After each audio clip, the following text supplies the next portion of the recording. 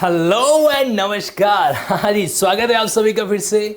और आज स्पेशली जिस टॉपिक पर हम चर्चा करने वाले हैं, जिस टॉपिक को हम डिस्कस करने वाले हैं, वो न केवल एक लॉ स्टूडेंट होने के नाते हम सब के लिए ज़रूरी है कि भाई हमारे एग्ज़ाम के अंदर पूछा जा सकता है, बल्कि अन्य एग्ज़ाम के लिए भी। अगर आप मतलब यूपीएससी, आईएएस की या किसी भी स्टेट की सिविल सर्विसेज की भी तैयारी कर रहे हैं, तो उसके लिए भी आज जिस टॉपिक पर अपन चर्चा करेंगे वो बहुत ज़रूरी है।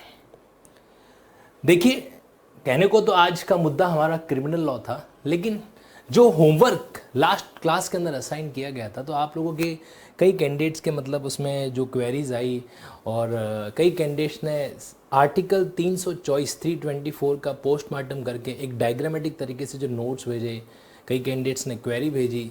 तो उसको देखते हुए मुझे लगा कि इस करंट मुद्दे में जब मद्रास हाई कोर्ट ने इलेक्शन कमीशन को ये फटकार लगाई है कि भाई आपको क्यों ना हत्या का दोषी ठहरा दिया जाए, तो ऐसे माहौल के अंदर क्यों ना हम इलेक्शन कमीशन का पूरा पोस्टमार्टम कर दें। और यही आज का हमारा टॉपिक रहेगा। अच्छे से चीज़ों को ऑब्जर्व करना, एक एक पॉइंट आज की क्लास का अपने आप में बहुत ही महत्वपूर्ण होने वाला है। तो शुरू करते हैं, समझते हैं यहाँ पर। और जिस चीज़ के बारे में आपको जानना ज़रूरी है वो ये है संविधान के दृष्टिकोण से। आज की पूरी जो क्लास है ना, अपने आप में मतलब संविधान को समर्पित रहेगी, ठीक है। इसमें हर एक बिंदु, इसके अंदर जो ऐतिहासिक तथ्य मैं आपके सामने रखने वाला हूँ, जो सुप्रीम कोर्ट के जजमेंट आपके सामने रखने वाला हूँ, उन हर जजमेंट का एक महत्वपूर्ण रोल जो है वो भी हमें यहाँ पर दिखाई देगा। तो शुरू करते हैं। मेरे बैकग्राउंड के अंदर आप इलेक्शन कमीशन ऑफ इंडिया का एक जो वेब पोर्टल है eci.gov.in, इसका होम पेज देख पा रहे हैं। इसको रखने का सिर्फ इतना ही उद्देश्य था कि आप इस बात को फील ले लीजिए। क्या फील ले लीजिए कि इलेक्शन कमीशन जो है कितना बड़ा रोल प्ले कर सकता है, हालांकि कर नहीं रहा है, वो एक अलग बात है। तो आइए शुरू करते हैं। सबसे पहले देखो, एक तो चीज़ आपको ध्यान में रखनी है, वो ये है कि जब संविधान की बात आती है, तो उसके अंदर हमारे पास सबसे पहली चीज़ ये आनी चाहिए कि ऐसी कौन कौन सी पोस्टें हैं, संवैधानिक पद हैं, जिनका निर्वाचन किया जाता है, जिनका इलेक्शन किया जाता है। देखो, नाम से पता चल रहा है इलेक्शन कमीशन, एक ऐसा कमीशन जो इलेक्शन को रेगुलेट करने के लिए बना है। तो इलेक्शन हमारे संविधान में किन किन चीज़ों का करवाया जाता है, कौन कौन से कॉन्स्टिट्यूशनल पद हैं ऐसे जिनका चुनाव होगा, तो सबसे पहले तो अपन बात करते हैं उसके बारे में।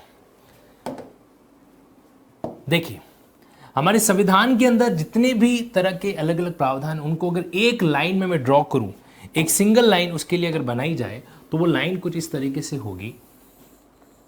सबसे पहले हमें ये देखना है कि हमारे पास चुनाव होता है किसका, प्रेसिडेंट का, राष्ट्रपति का। राष्ट्रपति का जो चुनाव होता है आर्टिकल 54 के तहत इसका प्रावधान कर रखा है।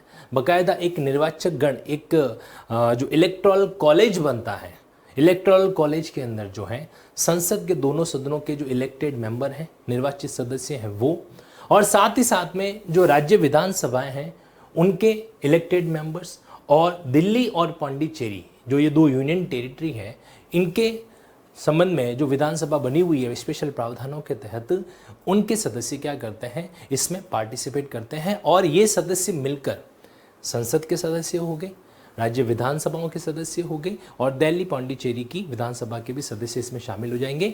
वो एक इलेक्टोरल कॉलेज बनाएंगे और उसके अनुसार वो सदस्य क्या करेंगे, प्रेसिडेंट के इलेक्शन में पार्टिसिपेट करता है, ठीक है। अब देखो, ऑब्जर्व करना इन चीज़ों को। तो सबसे पहले हमें क्या करना है, राष्ट्रपति का चुनाव आर्टिकल 54 के अंदर, अनुच्छेद जो 54 है वो स्पेसिफिकली इसके प्रावधानों में है जो डील करता है राष्ट्रपति। दूसरे नंबर का जो चुनाव होता है वो होता है वाइस प्रेसिडेंट, यानी कि उपराष्ट्रपति का चुनाव। और सेकंड जो चुनाव रहेगा वो किसका हो गया, वाइस प्रेसिडेंट का। और ये चुनाव जो करवाया जाता है वो अनुच्छेद 66 के प्रावधानों के तहत होता है। इसमें हालांकि सिर्फ जो संसद के इलेक्टेड मेंबर होते हैं सिर्फ वही पार्टिसिपेट करते हैं। उपराष्ट्रपति के चुनाव में जो है राज्य का डायरेक्टली किसी तरह का एनरोलमेंट नहीं रहता है, मतलब राज्य के विधानसभा सदस्य जो होते हैं यानी कि एमएलए जो होते हैं वो प्रत्यक्ष रूप से पार्टिसिपेट नहीं करते हैं, ठीक है। देखो, हम लोग इलेक्शन के बारे में आज पूरा एनालिसिस करेंगे। पूरा एनालिसिस मतलब जहाँ तक संभव होगा संविधान में हर उस आर्टिकल को जिसमें इलेक्शन का जिक्र कर रखा है, कोशिश करेंगे अपन उसको आज के इस टॉपिक में ही चर्चा करें।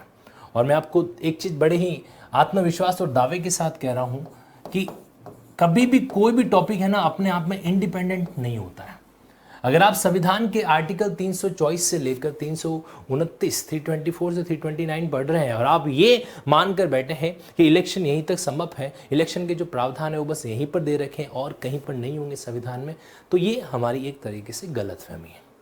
ठीक है, तो पहला प्रेसिडेंट का चुनाव आ गया, दूसरा वाइस प्रेसिडेंट का चुनाव है, तीसरा एक तरीके से जो है एमपी के चुनाव होते हैं। अब हालांकि एमपी के चुनाव के बारे में एक्सप्रेस प्रोविजो नहीं है, एक्सप्रेस प्रावधान जो है नहीं है, लेकिन जब हम पढ़ेंगे आर्टिकल 84 को, आर्टिकल 84 को, अनुच्छेद 84 को, तो वहां पर qualification of member of parliament वगैरह के बारे में जिक्र कर रखा है। तो यहां पर इसका जो कनेक्शन है वो मैं अनुच्छेद 84 के साथ में जोड़ रहा हूं, क्योंकि वहां पर इलेक्शन कमीशन और मेंबर ऑफ पार्लियामेंट यानी कि सांसद का डायरेक्ट कनेक्शन है। चौथा जो इलेक्शन होगा वो इलेक्शन है आपके मेंबर ऑफ लेजिस्लेटिव असेंबली यानी कि एमएलए का। एमएलए का जो इलेक्शन होता है, एमएलए का जो इलेक्शन होगा वो अपने आप में क्या है, उसके अंदर भी इलेक्शन कमीशन के द्वारा कुछ क्वालिफिकेशन का जिक्र कर रखा है। तो कौन कौन से वो आर्टिकल है, तो यहां पर जिस तरीके से 84 है, 84 के संबंधित आर्टिकल 173 जो है वो इस मामले के अंदर क्या करता है, डील है जो करता है। तो यहां पर 4 इलेक्शन तो हमारे पे प्रत्यक्ष हमारे सामने है। पहला इलेक्शन कौन सा हो गया, प्रेसिडेंट का इलेक्शन है, दूसरा वाइस प्रेसिडेंट का है, तीसरा एमपी के बारे में और चौथा है आपके एमएलए के बारे में। ठीक है, अब इन 4 इलेक्शन के अलावा भी संविधान के अंदर 3 तरह के इलेक्शन का और जिक्र कर रखा है, 3 तरह के इलेक्शन का और जिक्र है। तो यहां पर क्या होगा, अब देखिए वो 3 इलेक्शन और कौन कौन से हैं। इस पूरे डायग्राम से एक निचोड़ निकलने वाला है, इसलिए मैं चाहूंगा कि पूरा एकदम अटेंशन आपको क्या करना है, बना के रखना है। अगले 3 जो है उसके अंदर एक तो आपके आएगा पंचायत के चुनाव, दूसरा है आपके नगर पालिका म्युनिसिपैलिटी के चुनाव,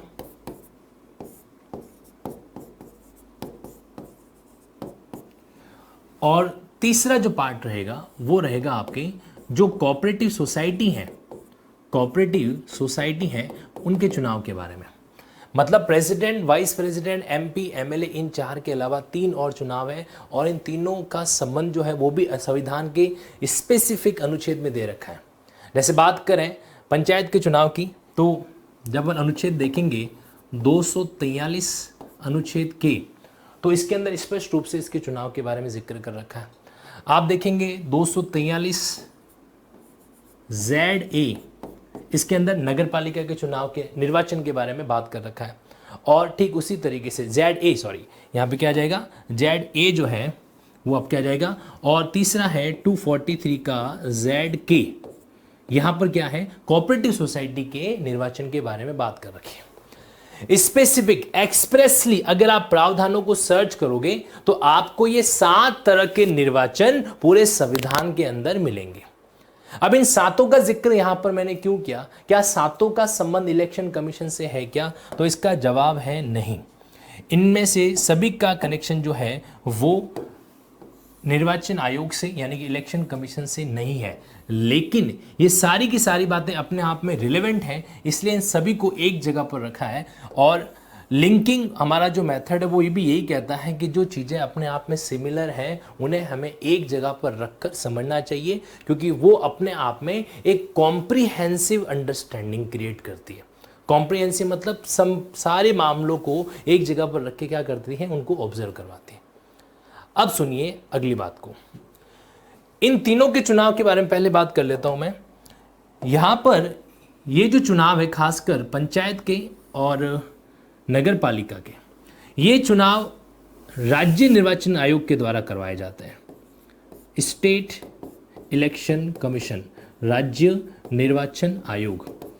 और राज्य निर्वाचन आयोग के संबंध में जहां प्रावधान दे रखे हैं वो 243 के और 243 ZA में लिखा हुआ है।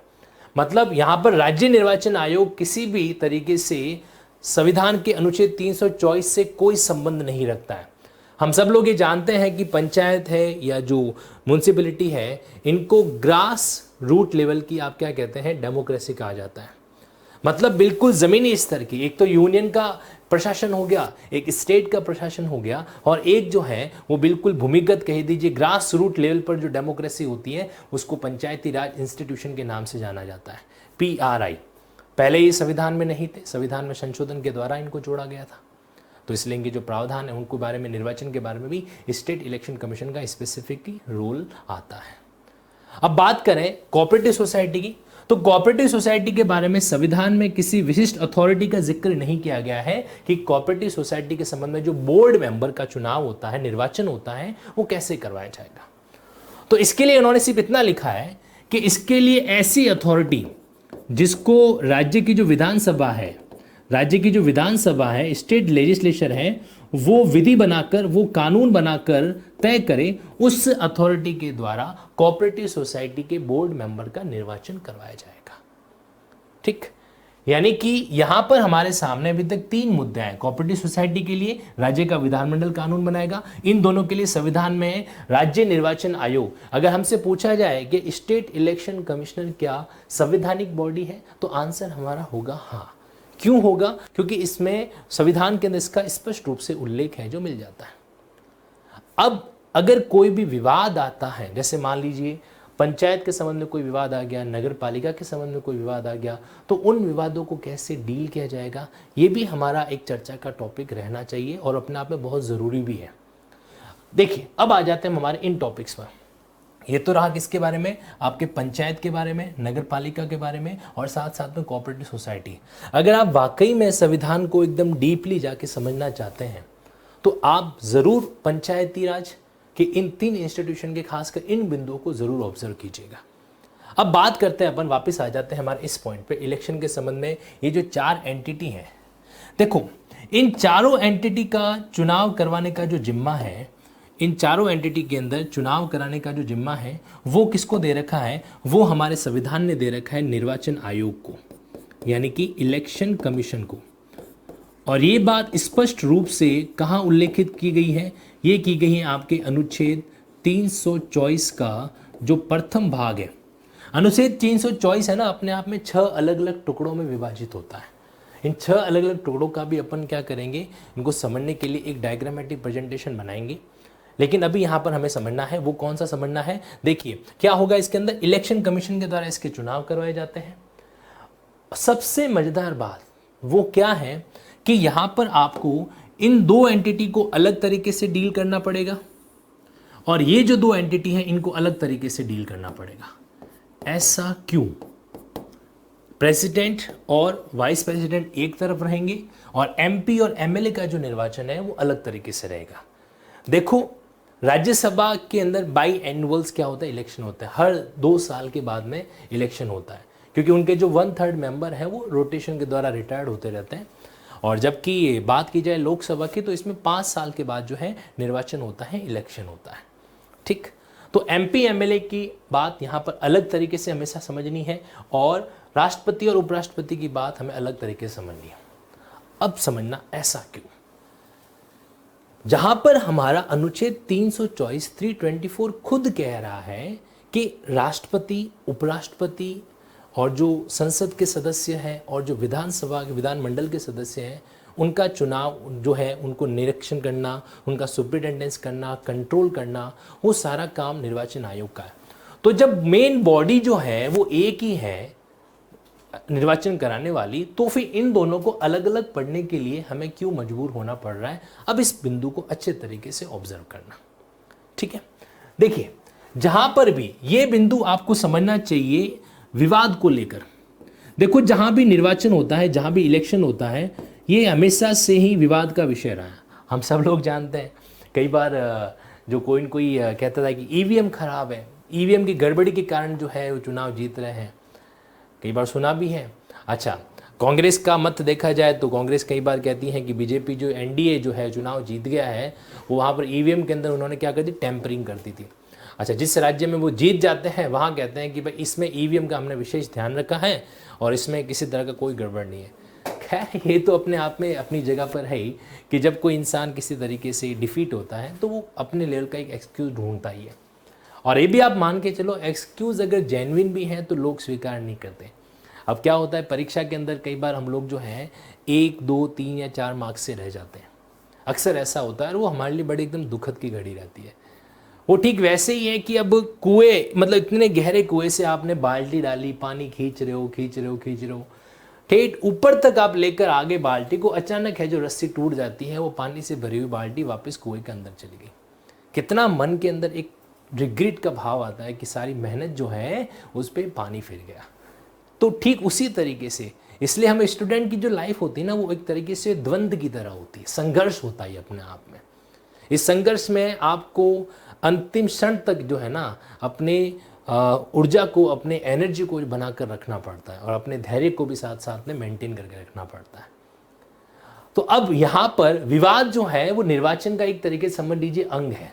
जहाँ पर राम है तो जहाँ रावण भी होगा, तो जहाँ पर निर्वाचन है वहाँ पर विवाद भी होगा। इस बात को आप इस तरीके से समझें। तो विवाद होता है तो डिस्प्यूट को सॉर्ट आउट करने का कोई तरीका होना चाहिए। तो अब जहाँ पर एमपी और एमएलए के विवाद को लेकर कोई दिक्कत आती है तो वहाँ पर क्या होता है, वहाँ पर जो है एक प्रावधान किया गया है, और उस प्रावधान को कहा जाता है इलेक्शन पिटिशन। उसको कहा जाता है इलेक्शन पिटिशन फाइल करना, यानी कि निर्वाचन के संबंध में याचिका फाइल की जाती है। अच्छा, ये याचिका जो है इसका संबंध सिर्फ इससे और इससे ही है। मतलब राष्ट्रपति के चुनाव में और उपराष्ट्रपति के चुनाव में हम यही नहीं कह सकते कि अगर कोई गड़बड़ी आपको दिख रही है तो आप इलेक्शन पिटिशन है जो फाइल कर दो। ऐसा कहाँ लिखा हुआ है? तो जब हम पढ़ेंगे यहाँ पर अनुच्छेद 329 को, अनुच्छेद 329 है, उसमें 2 क्लॉज है। जो आर्टिकल 329 है उसमें 2 क्लॉज है, क्लॉज ए भी है वहाँ पर, और साथ ही साथ में जो है क्लॉज बी भी है। ठीक है, क्लॉज ए में तो एक तरीके से जो है बार्ड कर लेता है, इंटरफेरेंट नहीं किया जाएगा वगैरह, लेकिन जो क्लॉज बी है वो स्पेसिफिक रूप से कहता है कि अगर कोई भी इस तरह का मैटर है इलेक्शन के संबंध में तो वो जो है किसी अन्य तरीके से नहीं सिवाय एक तरीके से रखा जाएगा, और वो तरीका है इलेक्शन पिटिशन। यानी कि ए की यहाँ पर बात नहीं कर रहा हूँ मैं यहाँ पर बात कर रहा हूँ क्लॉज बी की। तो 329 का जो क्लॉज बी है वो इलेक्शन पिटिशन को एक तरीके से जन्म देता है, खासकर एमपी एमएलए के चुनाव में। चलो ठीक है, मान लिया कि एमपी एमएलए के चुनाव में ऐसे होगा। अब बात आती है कि प्रेसिडेंट और वाइस प्रेसिडेंट के चुनाव को लेकर कैसे डील किया जाएगा। तो यहाँ पर आपको ध्यान में रखना है कि जहाँ पर बात राष्ट्रपति और उपराष्ट्रपति की आएगी उसके संबंध में आपको हमेशा अनुच्छेद 71 को फॉलो करना है। संविधान ने चलाकर क्या किया है, अंतर क्रिएट किया है। एक ही संस्था निर्वाचन को रेगुलेट कर रही है, लेकिन उसके विवाद का निपटारा जो होगा 2 अलग अलग तरीके से किया जाएगा। राष्ट्रपति उपराष्ट्रपति केस में 71 आर्टिकल डील करेगा, और अन्य मामलों के अंदर जो है कौन डील करेगा, आपके इलेक्शन पिटिशन के माध्यम से। अब इस इलेक्शन पिटिशन का भी पूरा तामाझामा जो है वो समझने की कोशिश करेंगे। उससे पहले देखिए, आर्टिकल 71 के तहत ये कहा गया है कि अगर कोई भी विवाद होता है ना तो उसको सुप्रीम कोर्ट के द्वारा इंक्वायरी करा के फाइनल है जो किया जाएगा। यानी कि राष्ट्रपति उपराष्ट्रपति के संबंध में कोई डिस्प्यूट हो गया तो सुप्रीम कोर्ट के पास मैटर जाएगा, और वहाँ पर सुप्रीम कोर्ट जो है वो अपने तरीके से क्या करेगा, उस मैटर को डील है जो करेगा। ये बात स्पष्ट रूप से यहाँ पर कही गई। तो 2 अलग अलग मुद्दे हो गए, और इसीलिए मैंने आपको कहा कि प्रेसिडेंट वाइस प्रेसिडेंट को अलग तरीके से जानना जरूरी है, और साथ ही साथ में एमपी और एमएलए के चुनाव है इनको अलग तरीके से एक अलग स्टैंडिंग पर रखकर समझना जरूरी होता है। अब वापस आते हैं 1 सेकंड के लिए इस चुनाव में। यहाँ पर भी तो विवाद हो सकता है, इस पंचायत के चुनाव में, नगर पालिका के चुनाव में, यहाँ पर भी तो क्या हो सकता है, विवाद जो है वो हो सकता है। तो ऐसे केसेस में इस मामले को कैसे हम डील करेंगे, तो ध्यान से सुनना। 2 अलग अलग आर्टिकल बनाए गए। 2 अलग अलग आर्टिकल कौन कौन से थे, देखिए।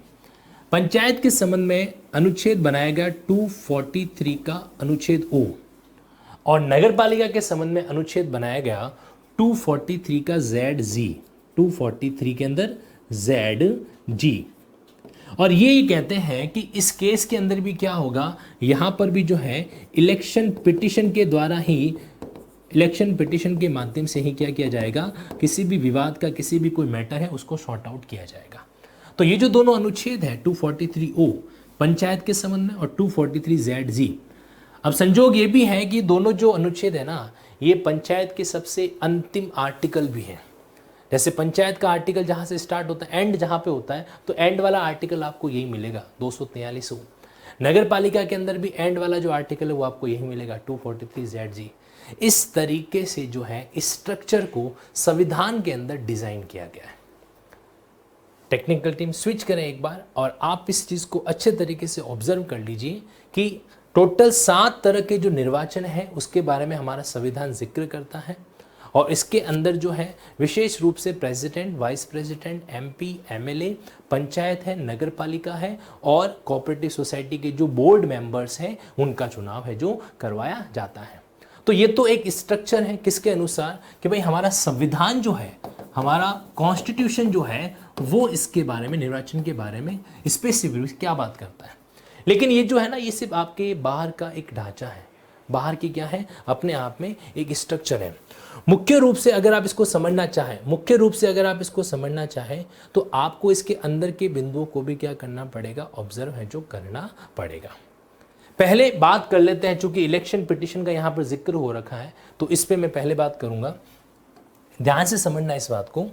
ये जो निर्वाचन याचिका है, इलेक्शन पिटीशन जो है, पहले ये प्रावधान हुआ करता था कि जो इलेक्शन पिटीशन है वो फाइल की जाएगी कहां पर, एक ट्रिब्यूनल बनाया जाता था अलग से जिसको कहा जाता था इलेक्शन ट्रिब्यूनल। तो पहले जो प्रावधान था वो ये था कि इलेक्शन पिटीशन जब भी आपको फाइल करनी है तो आप किसके सामने फाइल करोगे, आप इलेक्शन ट्रिब्यूनल के पास में जाके क्या करोगे, उसको जो है फाइल है जो करोगे, ठीक है। लेकिन 1966 के अंदर एक संशोधन हुआ। कब?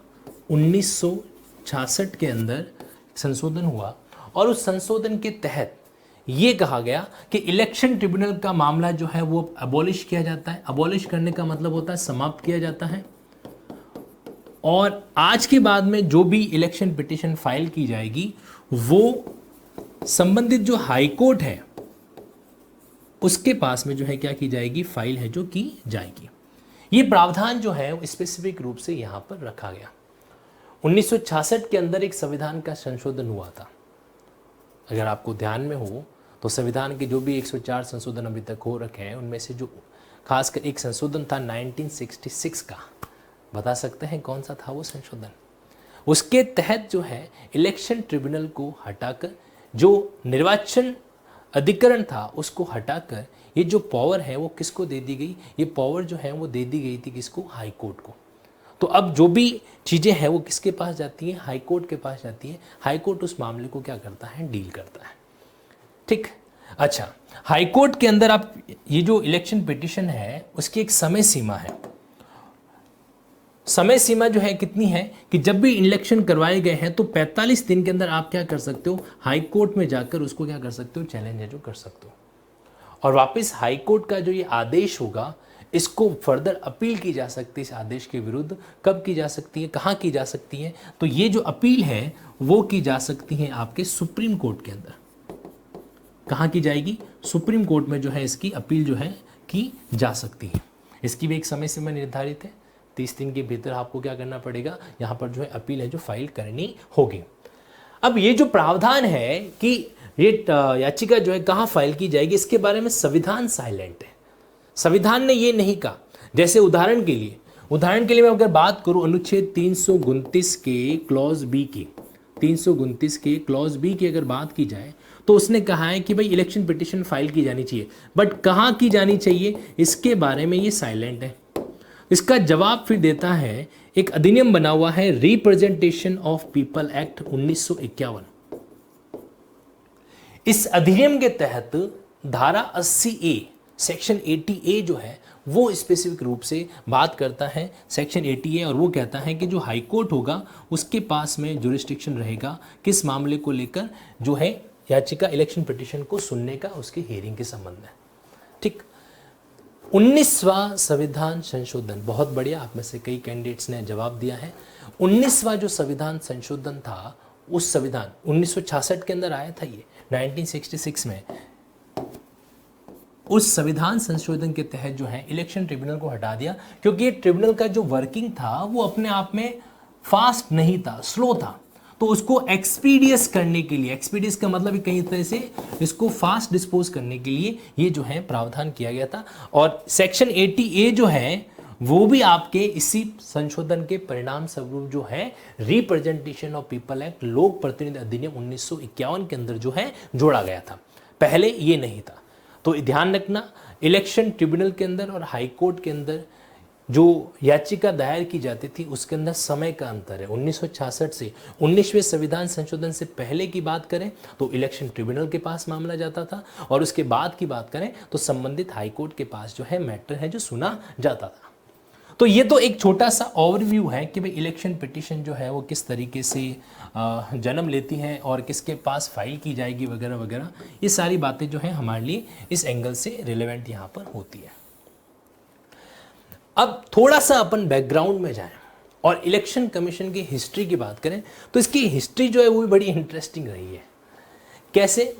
देखिए, जब शुरुआत में संविधान बना था तो इसमें कोई संदेह नहीं है कि मूल संविधान के अंदर ही हमने इलेक्शन कमीशन का जो है प्रावधान कर रखा था। मूल संविधान जब बना था तो इसको एक सिंगल मेंबर बॉडी के रूप में रखा गया था। ध्यान से सुनना, इसमें एक सुप्रीम कोर्ट के एक नहीं 2 लैंडमार्क जजमेंट है जिनके बारे में अभी अपन चर्चा करेंगे। देखिए, तो क्या था कि जब संविधान बना था, मूल संविधान जब डेवलप हुआ, यानी कि बात कर रहा हूं मैं 1950 से लेकर तकरीबन 1989 की, 1950 से लेकर 89 तक जो है, तो जो हमारा इलेक्शन कमीशन था वो एक सिंगल मेंबर बॉडी था। क्या था? सिंगल मेंबर बॉडी था। मतलब वहां पर जो है सिर्फ चीफ इलेक्शन कमिश्नर ही था। क्या कहेंगे इसको? Single member body. Single member body जो है वो इसके अंदर बना था, यानी कि सिर्फ एक ही शख्स था और वो शख्स का क्या नाम था? Chief election commissioner. देखो, चीफ इलेक्शन कमिश्नर और अदर इलेक्शन कमिश्नर के अंदर मूल रूप से क्या क्या अंतर होता है ये भी हमारे लिए संवैधानिक दृष्टिकोण से जानना जरूरी है, क्योंकि हम सब लोग जानते हैं कि हाल ही के अंदर अशोक लवासा और Sunil Arora, chief election commissioner है हमारे सुनील जी अरोड़ा भारत के, उनके बीच में डिस्प्यूट हुआ था पोस्ट को लेकर, कामकाज को लेकर, जो कि बड़ा विवादित भी रहा था। ठीक है, तो क्या था कि मतलब सिंगल मेंबर जो है बॉडी बनाया था, लेकिन इसके बाद जो है जो 61वां अमेंडमेंट हुआ था, 61st अमेंडमेंट तकरीबन 1989 के आसपास, उसके बाद ये डायग्राम आगे बढ़ता है और संविधान का जो 61st अमेंडमेंट है, 61वां जो संशोधन था, उसने क्या किया, इस पिक्चर को थोड़ा सा चेंज किया। 61वां संशोधन जो है प्रभावी हुआ था आपके 16 अक्टूबर 1989 को। किस तारीख को? 16 अक्टूबर 89 को। और इस तारीख से क्या कर दिया गया, इस कमीशन को वापस जो है एक तरीके से मल्टी मेंबर कर दिया गया। इसमें क्या कर दिया गया, सिंगल मेंबर से वापस जो है इसको मल्टी मेंबर की संस्था के रूप में कन्वर्ट कर दिया। अब पूरा ध्यान रखिएगा यहाँ पर। अच्छा, यही वो संशोधन था 61वां। पहले क्या था, वोट देने की जो उम्र थी वो 21 साल थी, और इस 21 साल को घटाकर 18 साल जो किया गया था वो आपके इसी 61वें संशोधन के तहत किया गया था। यानी कि 21 साल की एज को घटाकर 18 साल करना। राइट टू वोट 18 साल से कम में नहीं मिलता है, पहले 21 साल हुआ करती थी। ये भी आपके 61वें संशोधन के परिणाम स्वरूप हो रखा है। तो जब मल्टी मेंबर बनाया गया तो कई सदस्यों को इस तरीके से जोड़ा भी गया एज ए इलेक्शन कमिश्नर। इन्हीं सदस्यों में एक नाम था धन्नावज। धन्नावज जी वहां पर इलेक्शन कमिश्नर के रूप में अपॉइंट हुए, और उसके बाद में फिर क्या हुआ, ज़्यादा देर ये मामला चला नहीं। 1990 के अंदर ही वापस इस कमीशन को क्या कर दिया गया, सिंगल मेंबर बॉडी के अंदर जो है कन्वर्ट कर दिया गया। सिंगल मेंबर बॉडी, यानी कि अब यहाँ पर जो है फिर से कहानी में ट्विस्ट आता है। ये इलेक्शन कमिश्नर का जो मामला है, ऐसा लग रहा है कि एक हवा से भरी हुई फुटबॉल थी, कभी दबा के इसको छोटा कर दिया गया, कभी जरूरत पड़ी तो वापस बड़ा कर दिया गया। तो इस तरीके से जो है क्या हुआ कि इसके अंदर संशोधन हुआ वापस, मतलब 1990 के अंदर, 1990 के अंदर जो है वापस से इसके अंदर जो है सिंगल मेंबर के सिस्टम को फॉलो कर दिया गया, यानी कि एक सदस्य रहेगा इसके अंदर, सिंगल मेंबर पॉलिसी लाई गई। तो अब यहां पर क्या था, यहां पर सीईसी के साथ में कुछ अन्य इलेक्शन कमिश्नर भी जुड़ गए थे। तो उन्हीं में से जैसे मैंने आपको एक नाम बताया, वो नाम था आपके धन्नाव, ठीक है। तो अब इन धन्नाव जी को आपत्ति हुई। क्या आपत्ति हुई समझिएगा अच्छे से। इन्होंने इस मामले के अंदर हुआ ये कि ये जो इनको इलेक्शन कमिश्नर के रूप में चुना गया था, इनको वहां से निकाल दिया गया जब 1990 के अंदर ये वापस सिंगल मेंबर का सिस्टम आया। निकाल दिया तो फिर ये पहुंच के सुप्रीम कोर्ट के अंदर उस मामले को लेकर अपने जो भी था व्यथा है, पीड़ा है, उसको बताने के लिए कि भाई मुझे तो इस तरीके से निकाल दिया गया। तो धन्नाव वर्सेस यूनियन ऑफ इंडिया, 1991 की बात है ये, 1991 की बात। 1990 में मल्टीपल से वापस सिंगल मेंबर कर दिया गया और इसमें नुकसान के अंदर जो रहे थे वो उस समय थे ये। तो इन्होंने वापस जो है हाई कोर्ट के माध्यम से सुप्रीम कोर्ट तक पहुंचे और सुप्रीम कोर्ट के अंदर जो है अपनी बात रखी। वहां पर सुप्रीम कोर्ट ने स्पष्ट किया। तो पहला जो एक लैंडमार्क जजमेंट इलेक्शन कमीशन के संबंध में आया था, वो आप कह सकते हैं कहीं न कहीं 1991 का जो जजमेंट था वो ये था।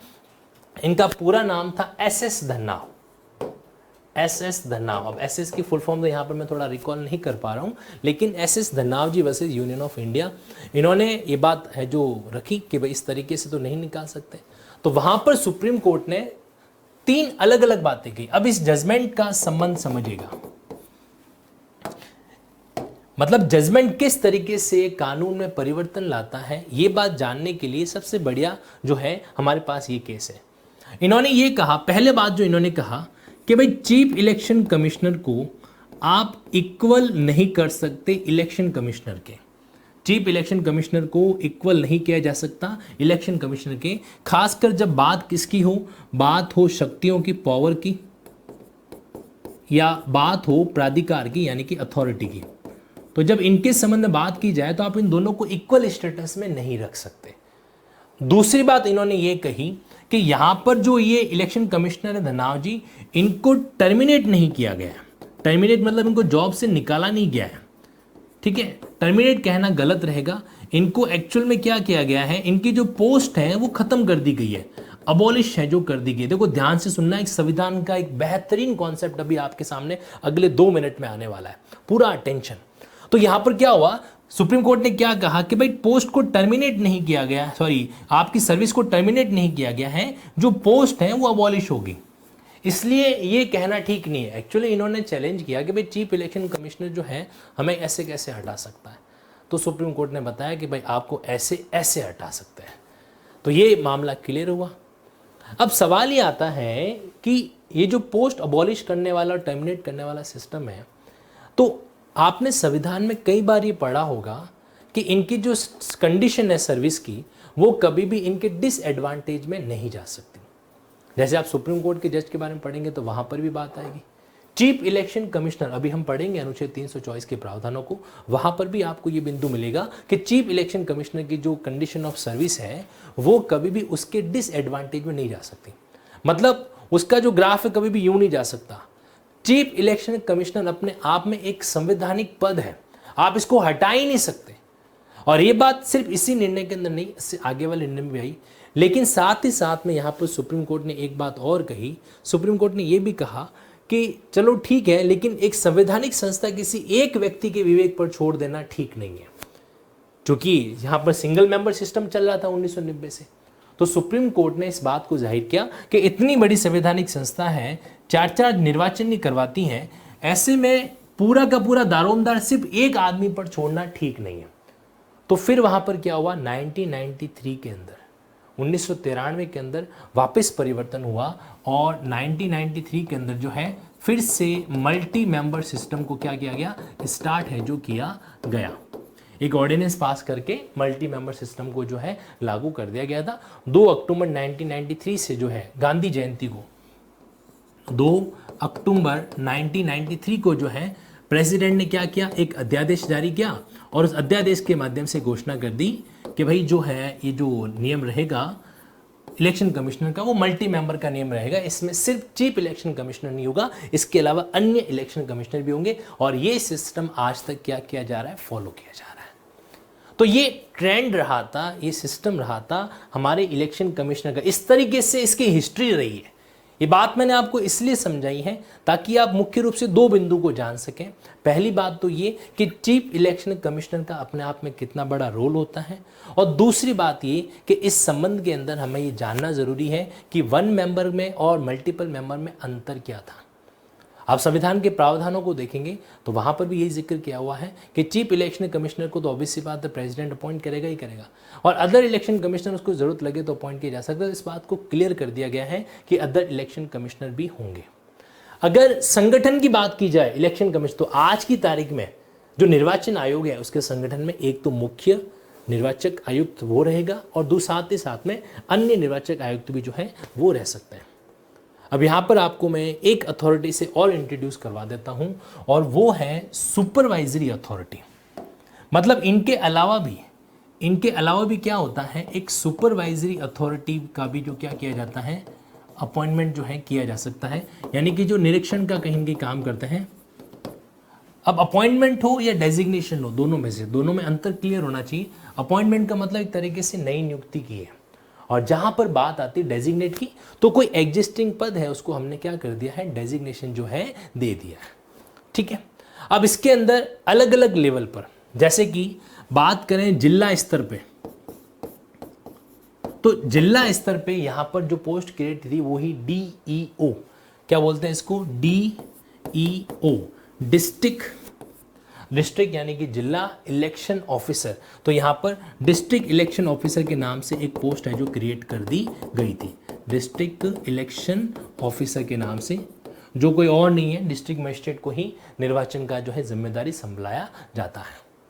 और जहां पर बात है राज्य की या यूनियन टेरिटरी की, तो वहां पर अपॉइंट किया जाता है CEC, यानी कि एक तरीके से चीफ इलेक्टोरल ऑफिसर यहां पर अपॉइंट किया जाता है, चीफ इलेक्टोरल ऑफिसर राज्य स्तर पर। और जब पार्लियामेंट के चुनाव होते हैं, आप कई जजमेंट के नाम कुछ इस तरीके से देखोगे कि इलेक्शन कमिश्नर वर्सेस जो है आपके रिटर्निंग ऑफिसर। तो जब संसद वगैरह के चुनाव होते हैं तो वहां पे अपॉइंट होता है कौन, रिटर्निंग ऑफिसर जो है उसको एक तरीके से अपॉइंट है जो किया जाता है। ये तीनों के तीनों जो है वो क्या है, वो सुपरवाइजरी अथॉरिटी है। सुपरवाइजरी अथॉरिटी मतलब निर्वाचन जो होता है उसको एक तरीके से देखना, तय करना कि सही तरीके से जो निर्वाचन की प्रक्रिया चल रही है या नहीं चल रही है उसके बारे में। अब एक बात और यहां पर समझ लीजिए, निर्वाचन आयोग स्वतंत्र है कि वो खुद की अपनी प्रक्रिया अप्लाई कर सके।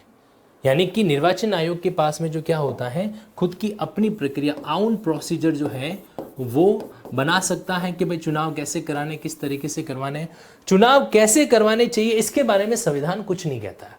तो इसके लिए रिप्रेजेंटेशन ऑफ पीपल एक्ट जो बना हुआ है 1951 का, वो जो है सारी निर्वाचन की प्रक्रियाओं को क्या करता है, रेगुलेट जो है वो करता है। ठीक है। अब यहाँ पर एक छोटे सी तथ्यात्मक बातें मैं आपको और बता दूं, जैसे ईवीएम को लेकर डिस्प्यूट जो हो रहा है, तो ईवीएम वाले जो चुनाव है ना वो अभी के नहीं है, इलेक्ट्रॉनिक वोटिंग मशीन के जो चुनाव है वो अभी नहीं आए थे। पहला ईवीएम के बारे में चुनाव 1992 के अंदर ही रिकमेंड कर दिया गया था, पहली बार 1992 में, लेकिन इसको मैंडेटरी जो किया गया एक तरीके से वो 2004 के चुनाव से इसको मैंडेटरी किया गया था। 2004 के चुनाव से इस तरह से इसको मैंडेटरी किया गया। और जहां पर डिस्प्यूटेड मामला बढ़ जाता है तो कई बार जो है वो मैनुअल तरीके से भी पोस्टल बैलेट वाला चुनाव भी कराया जाता है जब डिस्प्यूट होता है तो वहां पर। अच्छा, आपको ध्यान होगा कि हमारे अंगूठे पर एक इंक लगाई जाती है जब आप वोट देने जाते हो, ताकि वो इंक अपने आप में कुछ टाइम तक आपके परमानेंट यहाँ पर रहती है, फिर धीरे धीरे जो है अपने आप में इरेज हो जाती है। तो उस इंक का भी एक स्पेसिफिक नाम है, उस इंक को कहा जाता है इंडेलिबल इंक। इंडेलिबल इंक एक मैसूर की कंपनी है सिर्फ उसी को ये एक तरीके से आप समझ लीजिए कॉन्ट्रैक्ट दे रखा है कि वही क्या करेगी, इसको बनाएगी।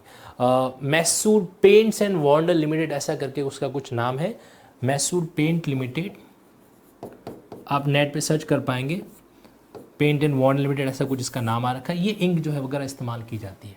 खैर, ये बातें सिर्फ आपको मैं इसलिए बता रहा हूँ कि कई बार हमारे पास में जनरल न्यूज़ आती है, क्योंकि देखो हम सब लोग अपने आप में युवा हैं, वोट देने का अधिकार रखते हैं, तो कुछ जनरल चीज़ें जो है इस तरह से हमें अपने जहन में रखनी चाहिए।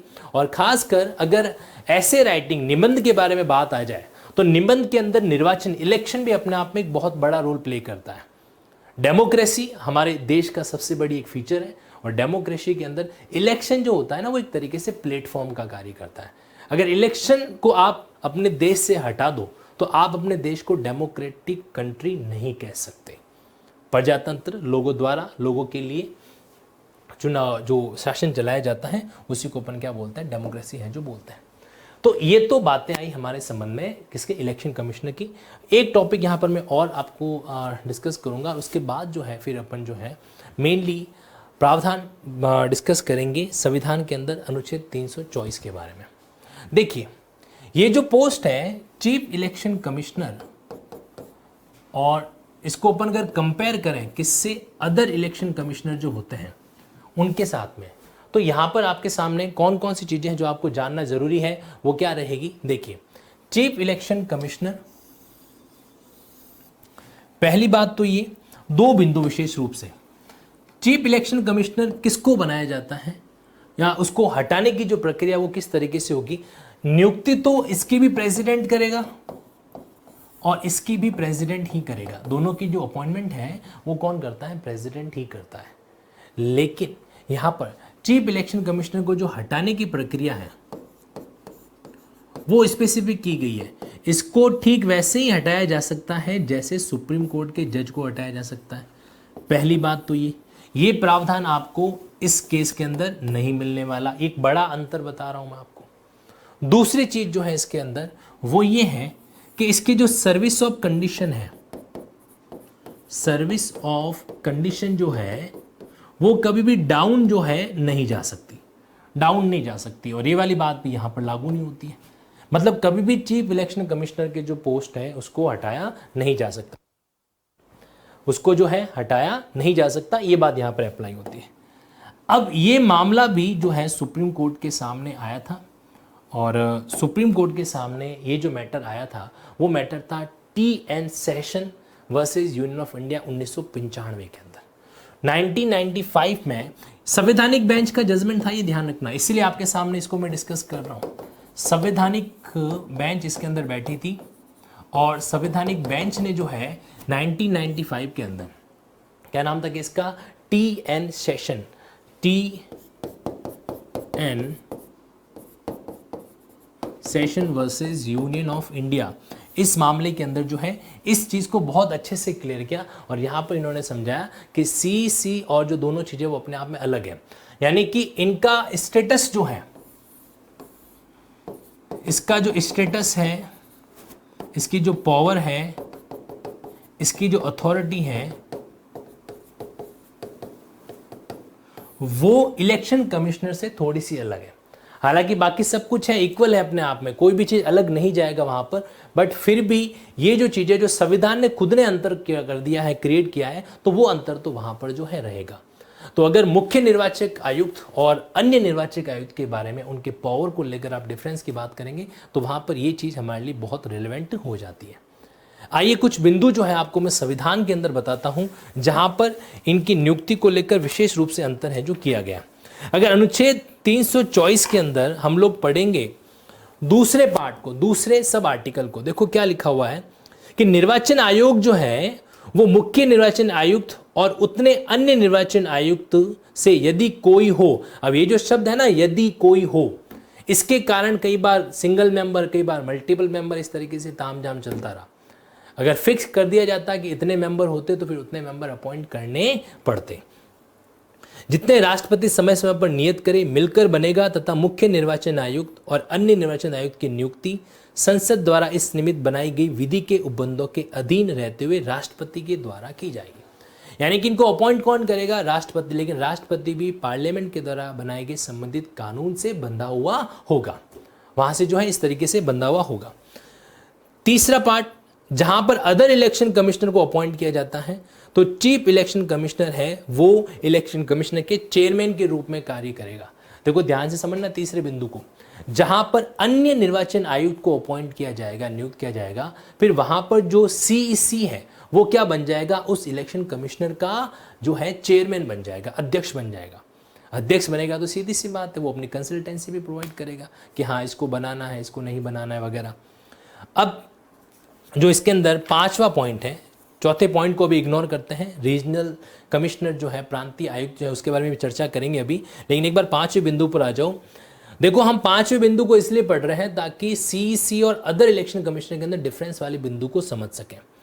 तो क्या लिखा हुआ यहां पर? Subject to the provision of any law made by parliament, संसद द्वारा अगर कोई कानून बनाया जाता है उनके अधीन रहते हुए, condition of service and tenure of office, तो जो सेवा शर्तें हैं और जो उसके पद की अवधि है, of the election commissioner and regional commissioner shall be such as president may by rule decide, तो वो ऐसी होगी जो राष्ट्रपति नियम के द्वारा बनाए, लेकिन ये बातें भी संसद के कानून के तहत अधीन रहेगी।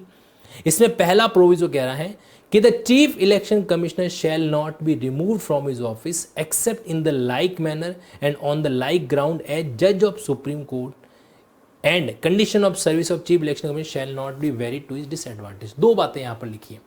पहली बात तो यहाँ पर जो रिमूव नहीं किया जा सकता उसको सुप्रीम कोर्ट के जज की तरह, उसी की तरह रिमूव होगा, अदरवाइज रिमूव कर नहीं सकते। और दूसरा, इसकी सर्विस ऑफ कंडीशन कभी भी डाउन जो है नहीं होगी। ये दोनों बातें स्पष्ट रूप से 324 जो आर्टिकल है उसके 5वें क्लॉज के प्रोविजो में मेंशन कर रखा है।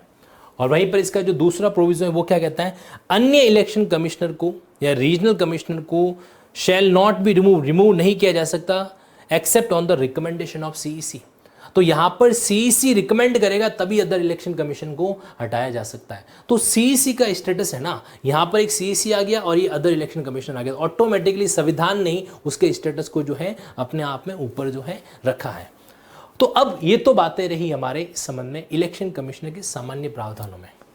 लेकिन जब आप ये वाला बिंदु देखते हो, सुप्रीम कोर्ट के जज, अब इस पॉइंट को ध्यान से समझना, एक बहुत ही गहरी लिंकिंग जो है वो यहां पर जो है छुपी हुई है।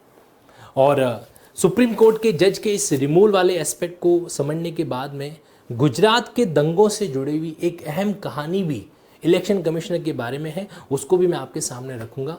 गुजरात के दंगे 2002 हम सभी जानते हैं कि हमारे जो प्रधानमंत्री उनके ऊपर जिस तरीके से एक दाग लगाया गया था 2002 के दंगों को लेकर, तो वो कहानी क्या है और इसका हमारे जुडिशरी की तैयारी या हमारे एग्जाम की तैयारी से क्या संबंध है, उसको हमें क्या करना है, अच्छे तरीके से ऑब्जर्व जो है वो करना है। बट उससे पहले यहां पर बात करते हैं कि संविधान ने एक तरीके से जो चीफ इलेक्शन कमिश्नर है उसको सुप्रीम कोर्ट के जज का दर्जा दे रखा है। कैसे? कि भाई जब तक सुप्रीम कोर्ट के जज को रिमूव करने की प्रक्रिया नहीं अपनाई जाएगी, उस तरीके के अलावा और कोई अन्य तरीके से आप मुख्य निर्वाचन आयुक्त को नहीं हटा सकते। और जरूरी भी है, क्योंकि एक इंडिपेंडेंसी, एक स्वतंत्रता अगर नहीं दी जाएगी खासकर निर्वाचन आयुक्त को, तो फिर जो चुनाव है वो तो अपने आप में क्या हो सकता है, वो बिक भी सकता है, वो पार्शियलिटी के घेरे के अंदर भी आ सकता है।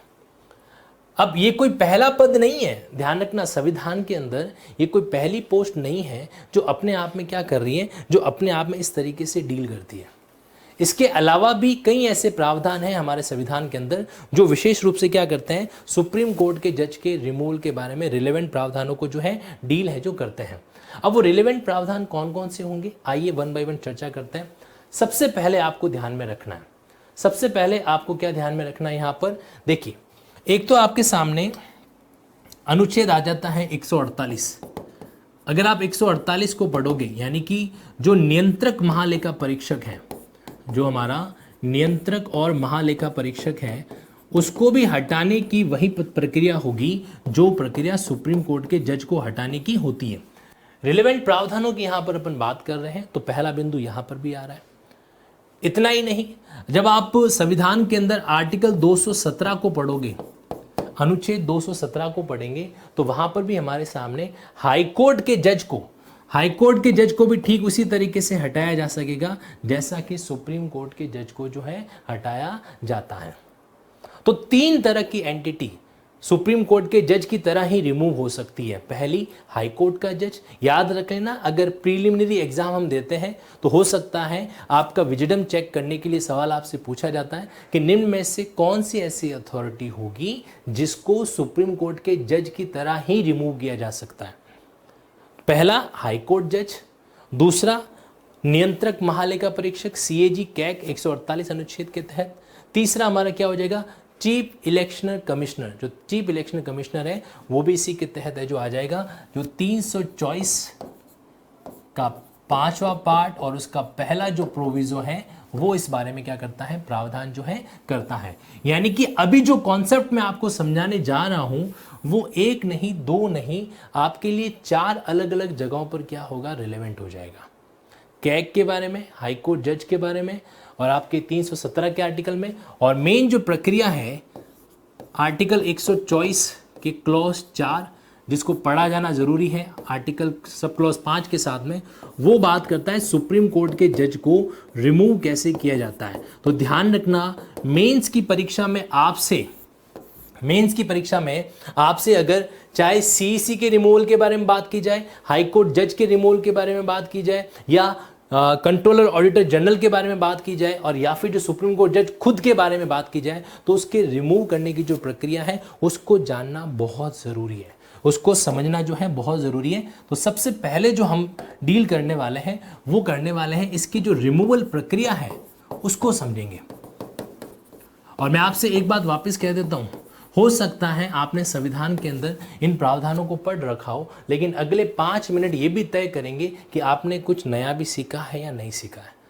पूरे अटेंटिव रहना इस सेशन को लेकर, ठीक है। देखो, ये तो रिमूवल की बात करें, कुछ और भी ऐसे स्टेटस हैं जिनको सुप्रीम कोर्ट के जज की तरह माना गया है।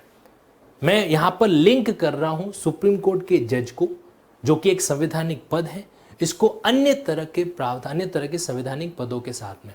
जैसे उदाहरण हम लें यहां पर, तो अनुच्छेद 76 जो है, जो हमारा अटॉर्नी जनरल ऑफ इंडिया है, महान्यायवादी है, किसको बनाया जाता है महान्यायवादी? उसको बनाया जाता है जो अपने आप में क्वालिफाइड है, किसके लिए? सुप्रीम कोर्ट के जज के पद के लिए। उसको जो है क्या बनाया जाता है? आपके एजीआई है जो बनाया जाता है, अटॉर्नी जनरल ऑफ इंडिया जो है बनाया जाता है। अब इसके अलावा और भी कई चीज़ें हैं जिसको आप डील कर सकते हो, जैसे कि प्रेसिडेंट को शपथ दिलाने का कार्य कौन करता है? सुप्रीम कोर्ट करता है। प्रेसिडेंट वाइस प्रेसिडेंट का कोई डिस्प्यूट हो जाए उसके इलेक्शन को लेकर, तो सुप्रीम कोर्ट जो है वहाँ पे क्या करेगा? इंक्वायरी करेगा। और इसके अलावा भी कई और भी सारी चीज़ें हैं, जैसे सुप्रीम कोर्ट के जज का भी जो पद है ना, वो कभी भी उसके डिसएडवांटेज में नहीं जा सकता। हालांकि इसका एक अपवाद है, बट इन जनरल तो ये सारी चीज़ें होती है। और अब अपन बात करते हैं सुप्रीम कोर्ट के जज को हटाने की प्रक्रिया को लेकर। सुप्रीम कोर्ट के जज को हटाने की प्रक्रिया को लेकर अब हमें क्या करना है? पूरे मामले को डील करना है। सिर्फ सुप्रीम कोर्ट का जज की प्रक्रिया है ये कहना अपने आप में अधूरा है। कौन कौन से रहेंगे? देखिए, एक छोटा सा डायग्राम मैं आपके सामने क्रिएट कर रहा हूं, और आप इस बात को जरूर ऑब्जर्व कीजिएगा कि जिस तरीके से हमारे संविधान में अनुच्छेद 124 के जो 2 क्लॉज है, 124(4) और 124(5) ये आते हैं, ठीक उसी तरीके से यहाँ पर इस प्रक्रिया का भी क्या होगा? रिलेवेंसी होगा। ये प्रक्रिया जो है सुप्रीम कोर्ट के जज को रिमूव करने की, वो एक तरीके से प्रोग्रेसिव वे में चलती है। 4 स्टेप की प्रक्रिया आप इसको क्या है कह सकते हैं। ये आपके लिए पहला स्टेप हो गया, यहाँ पर दूसरा स्टेप है, यहाँ पर तीसरा स्टेप है, और यहाँ पर चौथा स्टेप है जो आ जाएगा। ठीक, पहला स्टेप जो होता है सुप्रीम कोर्ट के जज को रिमूव करने के बारे में, वो ये होता है कि लोकसभा के कम से कम 100 सदस्य और राज्यसभा के कम से कम 50 सदस्य मिलकर क्या करते हैं? एक जो है मोशन एड्रेस करते हैं। किसको? वहाँ के सभापति को या वहाँ के चेयरमैन को। तो पहला जो हमारे लिए आता है वो क्या आता है? एड्रेस करना। कौन करेगा? जहां पर हाउस ऑफ पीपल की बात कर रहे हैं तो कम से कम 100 सदस्य होने चाहिए, और अगर राज्यसभा है, काउंसिल ऑफ स्टेट है, तो वहां पर कम से कम 50 सदस्य होने चाहिए। वो वहां के सभापति को या फिर जो वहाँ के अध्यक्ष है उसको क्या करेगा, ये रिप्रेजेंट करेगा कि भाई हम जो क्या करना चाहते हैं, सुप्रीम कोर्ट के इस जज को जो है हटाना चाहते हैं। तो इसको बोला जाता है कि प्राइमरी एक मोशन एड्रेस करना। क्या करना, जो मोशन है वो एड्रेस है जो यहां पर किया जाता है। ये पहला स्टेप है। इस प्रक्रिया को आपके सामने मैं रख रहा हूं, अगर आप इसको सीधे तौर पर समझेंगे तो डायरेक्टली माइंड में उतर जाएगी, कभी नहीं भूलोगे कि कम से कम ये जो संख्या है वो क्या है, मिनिमम है। इतने लोग तो कम से कम होने ही चाहिए, वरना आप मोशन ही एड्रेस नहीं कर सकते। मोशन एड्रेस करने का मतलब एक तरीके से प्रस्ताव जो है वो रखना, ठीक है। उसके बाद क्या होता है, इसके बाद इस प्रक्रिया में होता है इन्वेस्टिगेशन। सेकंड जो स्टेप रहता है वो क्या रहता है, अन्वेषण करवाया जाता है एक कमिटी के द्वारा। देखो, अगर आपसे ये सवाल पूछा जाए कि सुप्रीम कोर्ट के जज के रिमूवल में सुप्रीम कोर्ट के जजेस का कोई रोल नहीं होता है, मतलब सुप्रीम कोर्ट के जज का रिमूवल हो रहा है, उसमें क्या सुप्रीम कोर्ट का कोई रोल हो सकता है क्या, ये अगर आपसे सवाल पूछा जाए, चाहे एग्जाम के अंदर चाहे इंटरव्यू के अंदर, तो उसका जवाब आप तब तक नहीं दे पाओगे जब तक आप इस सेकंड स्टेप के बारे में जानकारी नहीं रखते हो। और फिर से कह रहा हूं मैं आपको, ये जो आपके 124(4) और 124(5) है ना, आज जितना आप उसको एकदम परफेक्टली जानने वाले, उनकी लिंकिंग करने वाले हो, वो आपसे अभी तक पहले शायद अभी हम लोगों ने नहीं किया होगा। ऑब्जर्व करना इस बात को। इन्वेस्टिगेशन जो होता है वो एक कमिटी के द्वारा किया जाता है। एक समिति बनती है, एक समिति बनती है, और उस समिति के अंदर 2 सुप्रीम कोर्ट के जज होते हैं और एक आपके कोई पारंगत विधिज्ञता यानी कि डिस्टिंग्वाइज जूरिस्ट होता है। इस समिति के अंदर कौन होंगे, 2 तो हैं जज होंगे, जज किसके, सुप्रीम कोर्ट के, और साथ ही साथ में एक डिस्टिंग्वाइज जूरिस्ट, एक पारंगत विधिवेता जो है वो भी इसके अंदर क्या है, इस कमेटी के अंदर जुड़ जाता है। हम सभी लोग जानते हैं नेशनल जुडिशियल अपॉइंटमेंट कमीशन, उसका भी कहीं कहीं जो है जज को अपॉइंट करने हटाने के अंदर एक विशेष रोल था, जिसको डायरेक्टली क्या कर दिया गया, खारिज कर दिया गया। अच्छा, ये समिति जो है 2 ग्राउंड में से किसी ग्राउंड पर बात करती है। वो 2 ग्राउंड कौन कौन से हैं, इस ग्राउंड के बारे में हमारा संविधान भी जिक्र करता है। उसमें पहला जो ग्राउंड आता है वो आता है प्रूव्ड मिसबिहेवियर, यानी कि कदाचार, मिसबिहेवियर, और दूसरा क्या आता है इसके अंदर, इनकैपेबिलिटी या इनकैपेसिटी। इन दोनों ग्राउंड के आधार पर क्या किया जाता है, इन्वेस्टिगेशन जो किया जाता है, ये है दूसरा स्टेप। ठीक, समिति इन्वेस्टिगेट करेगी। इन्वेस्टिगेट करने का मतलब अन्वेषण करना, पता लगाना कि हाँ भाई ये जो मामला है वाकई में इसके आधार पर सुप्रीम कोर्ट के जज को हमें रिमूव करना है या नहीं करना है। ठीक, जब ये प्रोसेस हो जाता है, फाइनली ये जो कमेटी है वो अपनी रिपोर्ट क्या करती है, आगे सबमिट करती है, और कहाँ पर रखेगी, पार्लियामेंट के सामने इस रिपोर्ट को रखा जाएगा। ईच हाउस के अंदर, हर एक हाउस में इसकी जो रिपोर्ट होगी। अब तीसरा हाउस आता है, वो आता है इसके अंदर रिजोल्यूशन पास करने के संबंध में। यहां पे क्या होगा, अब यहां पे जो है फाइनल प्रस्ताव पारित होगा, रिजोल्यूशन पास किया जाएगा संसद के दोनों सदनों के द्वारा, ईच हाउस। और रिजोल्यूशन कैसे पास होगा, वो रिजोल्यूशन होगा इसके अंदर 50% एब्सोल्यूट मेजोरिटी के साथ में और 2/3 जो है सिंपल मेजोरिटी के साथ में। दोनों हाउस करेंगे। 50% जो है आपको चाहिए कि इसमें एब्सोल्यूट मेजोरिटी। एब्सोल्यूट मेजोरिटी का मतलब होता है कुल सदस्य संख्या का बहुमत, और प्लस इसके अंदर आपको चाहिएगा 2/3 सिंपल मेजोरिटी। सिंपल मेजोरिटी का मतलब होता है जो सदस्य उपस्थित हैं और मतदान कर रहे हैं, प्रेजेंट एंड वोटिंग, यानी कि सिंपल मेजोरिटी। ये फॉर्मूला है जो वहां पर हमें चाहिएगा। ठीक, कहां पर, जो हाउस इस बिल को, इस बात को, प्रस्ताव को पारित करेंगे उनके लिए। लोकसभा भी करेगी और राज्यसभा भी जो है करेगी। ये आपके बनता है स्टेप 3, और ये स्टेप फिर फाइनली क्या किया जाएगा, प्रेसिडेंट के सामने पेश किया जाएगा, और फिर वहां पर प्रेसिडेंट जो है, राष्ट्रपति जो है, वो क्या करेगा, उसके ऊपर साइन जो है करेगा, और जैसे ही उसने साइन कर दिए, सुप्रीम कोर्ट का जज जो है वो क्या हो जाएगा, वहां से रिमूव हो जाएगा। मतलब इस स्टेप के बाद में फाइनली कंक्लूजन क्या आएगा, अब सुप्रीम कोर्ट का जज जो है वो बाय बाय बोलेगा। क्या कर देंगे इसको, अपन यहां पर जो है बाय बाय बोल देंगे सुप्रीम कोर्ट के जज को। लेकिन ये प्रक्रिया पूर्ण होनी चाहिए। ये है प्रोसेस सुप्रीम कोर्ट के जज को रिमूव करने का। और अगर आपको ये प्रोसेस समझ में आया है तो आप हाई कोर्ट के जज को रिमूव करने की प्रक्रिया भी जान पाएंगे। साथ ही साथ में आप जो है कंट्रोलर ऑडिटर जनरल, नियंत्रक महालेखा परीक्षक, अनुच्छेद 148 की प्रक्रिया को भी समझ पाएंगे। और साथ ही साथ में मुख्य निर्वाचक आयुक्त, चीफ इलेक्शन कमिश्नर को रिमूव करने की प्रोसेस भी समझ पाएंगे। अब ध्यान से समझिएगा जो बात मैं अब आपके सामने रखने जा रहा हूं। एक सवाल आपके मस्तिष्क में आ सकता है कि ये जो पारंगत विधिवेता शब्द आता है, डिस्टिंग्वाइज्ड जूरिस्ट, बीच में एक दूसरा टॉपिक ले रहा हूं, समझिएगा इसको। डिस्टिंग्वाइज्ड जूरिस्ट ये कौन होते हैं? देखो, ये वो बंदे होते हैं जो लॉ के फील्ड में अपने आप में महारथी होते हैं। मतलब उन्होंने इतने इस तरीके से, भले ही वो सुप्रीम कोर्ट के जज नहीं बन पाए हो या किसी और कारण से कहीं पर कोई जुडिशियल पोस्ट हायर नहीं कर पाए हो, लेकिन वो फिर भी अपने आप में बहुत ही एकदम प्रचंड टाइप के विधिवेता होते हैं। उनको जो है क्या किया जाता है, इस तरीके से आगे प्रमोट किया जाता है। जैसे अगर बात करूं मैं आपके सामने, कई सारे ऐसे जजेज हो सकते हैं। जैसे शांति भूषण जी थे, वो अपने आप में विधिवेता अच्छे तरीके से थे, लेकिन बनाया नहीं जाता है, वो एक अलग बात है। सुप्रीम कोर्ट का जज बनने के लिए 3 में से एक योग्यता चाहिए होती है। पहली योग्यता ये होती है कि आप 5 साल तक कम से कम हाई कोर्ट के जज रहे हो। दूसरी योग्यता रहती है कि 10 साल तक आपने जो हाई कोर्ट वगैरह के अंदर प्रैक्टिस कर रखी हो। और तीसरी योग्यता होती है डिस्टिंग्वाइज्ड जूरिस्ट की, पारंगत विधिवेता की। तो ऐसे कोई शख्सियत है तो उनको ऐसा दर्जा दिया जा सकता है। जैसे पब्लिक इंटरेस्ट लिटिगेशन में MC मेहता जी बहुत आगे रहते हैं, तो उनको इस तरीके से दिया जा सकता है। कोई लिटरेचर के मामले में कोई प्रचंड एडवोकेट है वगैरह, उसको ऐसा दर्जा दिया जा सकता है। तो कई सारी चीज़ें हैं। अब मज़ेदार बात यह है कि भारत में आज तक इस प्रक्रिया को कभी पूर्ण नहीं किया गया है। मतलब आज तक कोई भी सुप्रीम कोर्ट का जज जो है वो रिमूव नहीं हुआ है। इस मामले में सुप्रीम कोर्ट ने बहुत अच्छी डिग्निटी मेंटेन करके रखी है।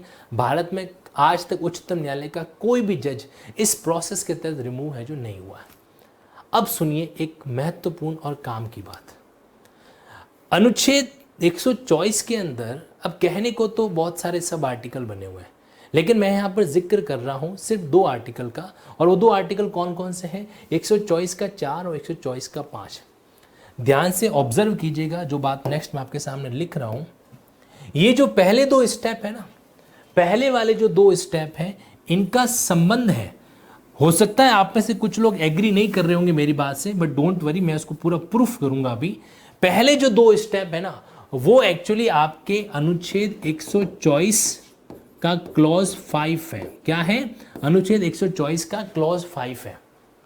और जो तीसरा और चौथा स्टेप है, यानी कि ये वाला चौथा स्टेप और जो तीसरा स्टेप है, ये आपका एक्चुअली अनुच्छेद 124 का क्लॉज 4 है। अनुच्छेद 124 का क्लॉज 4 है। 4 स्टेप में से पहले जो 2 स्टेप है वो 124 के 5 में आएंगे। तीसरा और चौथा जो 2 स्टेप है वो क्या होगा? वो अपने आप में किस में आएगा? वो आपके अनुच्छेद 30 आपके स्टेप 3 और 4 को कवर करते हुए 124 के सब अनुच्छेद 4 के अंदर आएगा, सब आर्टिकल 4 के अंदर जो है आएगा। कैसे? आइए बात करते हैं। 1 मिनट के लिए आप 124 अनुच्छेद ओपन कीजिए, आर्टिकल 124 पर आ जाओ और इस चीज़ को है जो समझने की कोशिश अच्छे से कीजिएगा। जब हम 124 को पढ़ेंगे ना, तो 124 के 4 में क्या लिखा हुआ है? अ जज of supreme court shall not be removed from his office except by an order of president. इस शब्द को अंडरलाइन कीजिए, ऑर्डर ऑफ प्रेसिडेंट। तो ऑर्डर ऑफ प्रेसिडेंट का मतलब क्या? यहां पर जब फाइनली वो साइन कर देता है, it becomes N order. President ने फाइनली साइन कर दिया तो वो क्या बन गया? ऑर्डर बन गया। तो चौथा स्टेप यहां पर आ गया। After an address by each house of parliament, क्या होगा? हर एक जो संसद का सदन है वो उसको पास करेगा, supported by majority of total membership of that house. तो जहां पर कुल सदस्य संख्या होती है उसको एब्सोल्यूट मेजॉरिटी बोलते हैं, यानी कि 50% कम से कम चाहिएगी।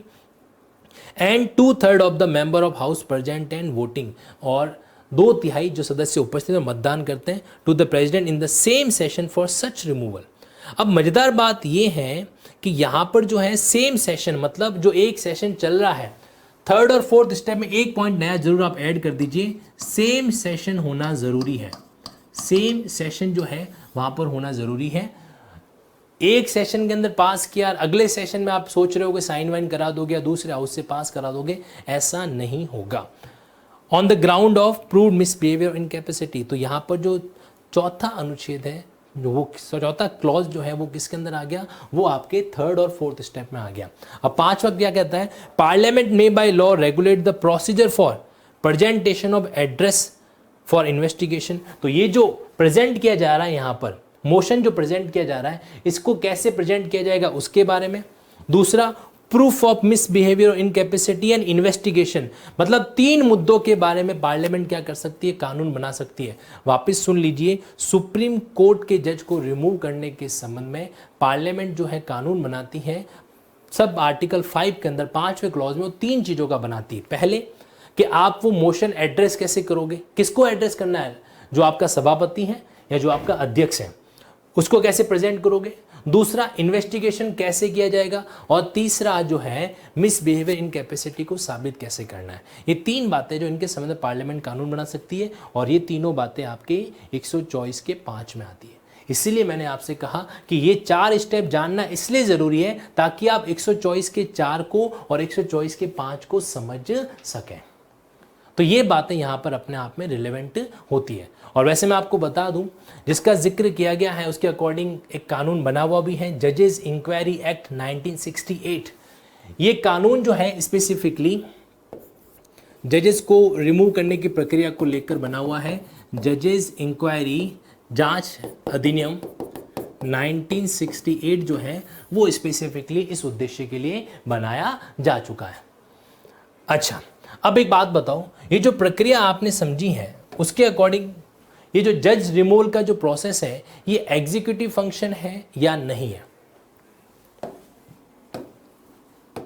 देखिए, अगर आपसे सवाल ये पूछा जाए कि सुप्रीम कोर्ट के जज को रिमूव करने की जो प्रक्रिया है वो कैसी है। ऑप्शन ए, क्या ये एग्जीक्यूटिव है। ऑप्शन बी, क्या ये जुडिशियल प्रक्रिया है। ऑप्शन सी, क्या ये लेजिस्लेटिव प्रक्रिया है। या ऑप्शन डी, ये अपने आप में एक मिक्स प्रक्रिया है।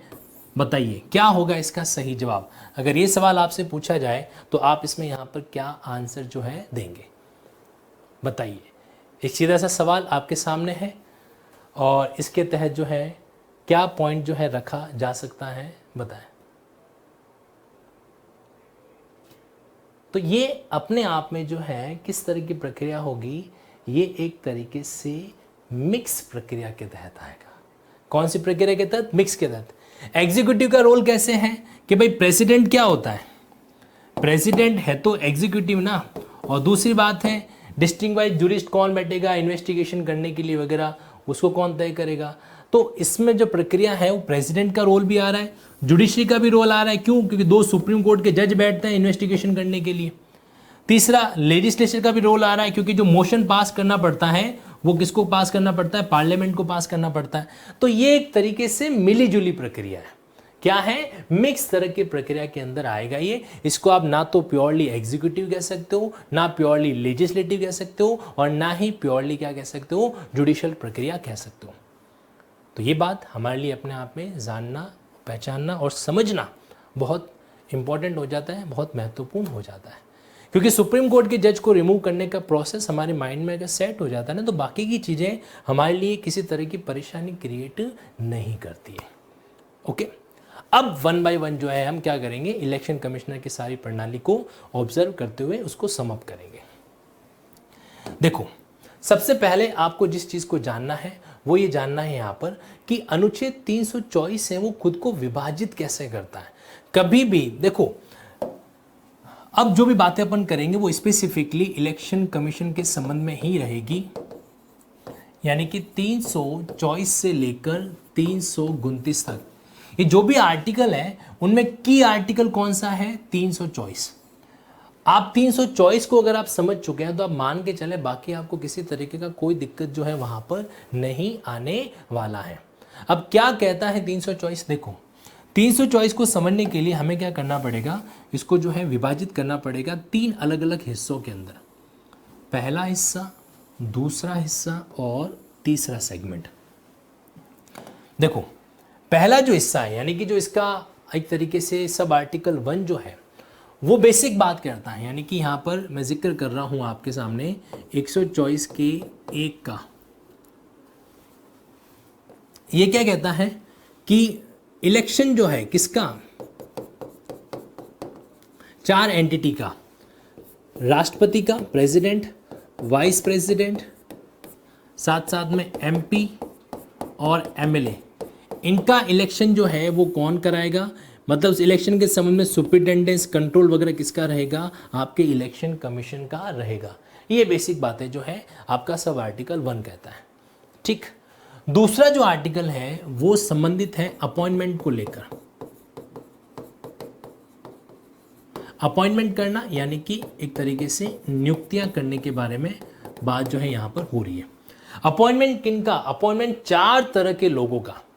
अभी जो अपन बात कर रहे हैं वो सिर्फ और सिर्फ इलेक्शन कमीशन के स्ट्रक्चर के बारे में बात कर रहे हैं, अनुच्छेद 124 को समझने के बारे में बात कर रहे हैं। तो यहां पर अपॉइंटमेंट जो है 4 लोगों का, वो 4 लोग कौन कौन से हैं। सबसे पहले अपॉइंटमेंट की बात करें अपन तो चीफ इलेक्शन कमिश्नर का। दूसरा अपॉइंटमेंट है यहां पर जो अन्य इलेक्शन कमिश्नर है उनका।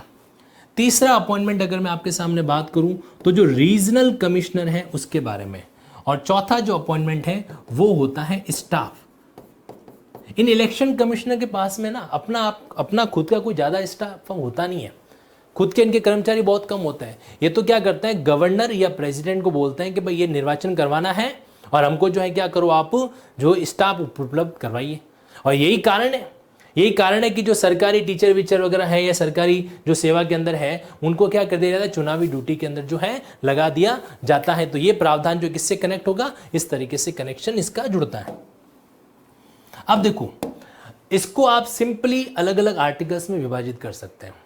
कौन कौन से इसके आर्टिकल अपने आप में किस तरीके से काम करेंगे, देखिए बात करते हैं। सबसे पहले 324 का, यहां पर भी मैंने शायद 124 लिख दिया है।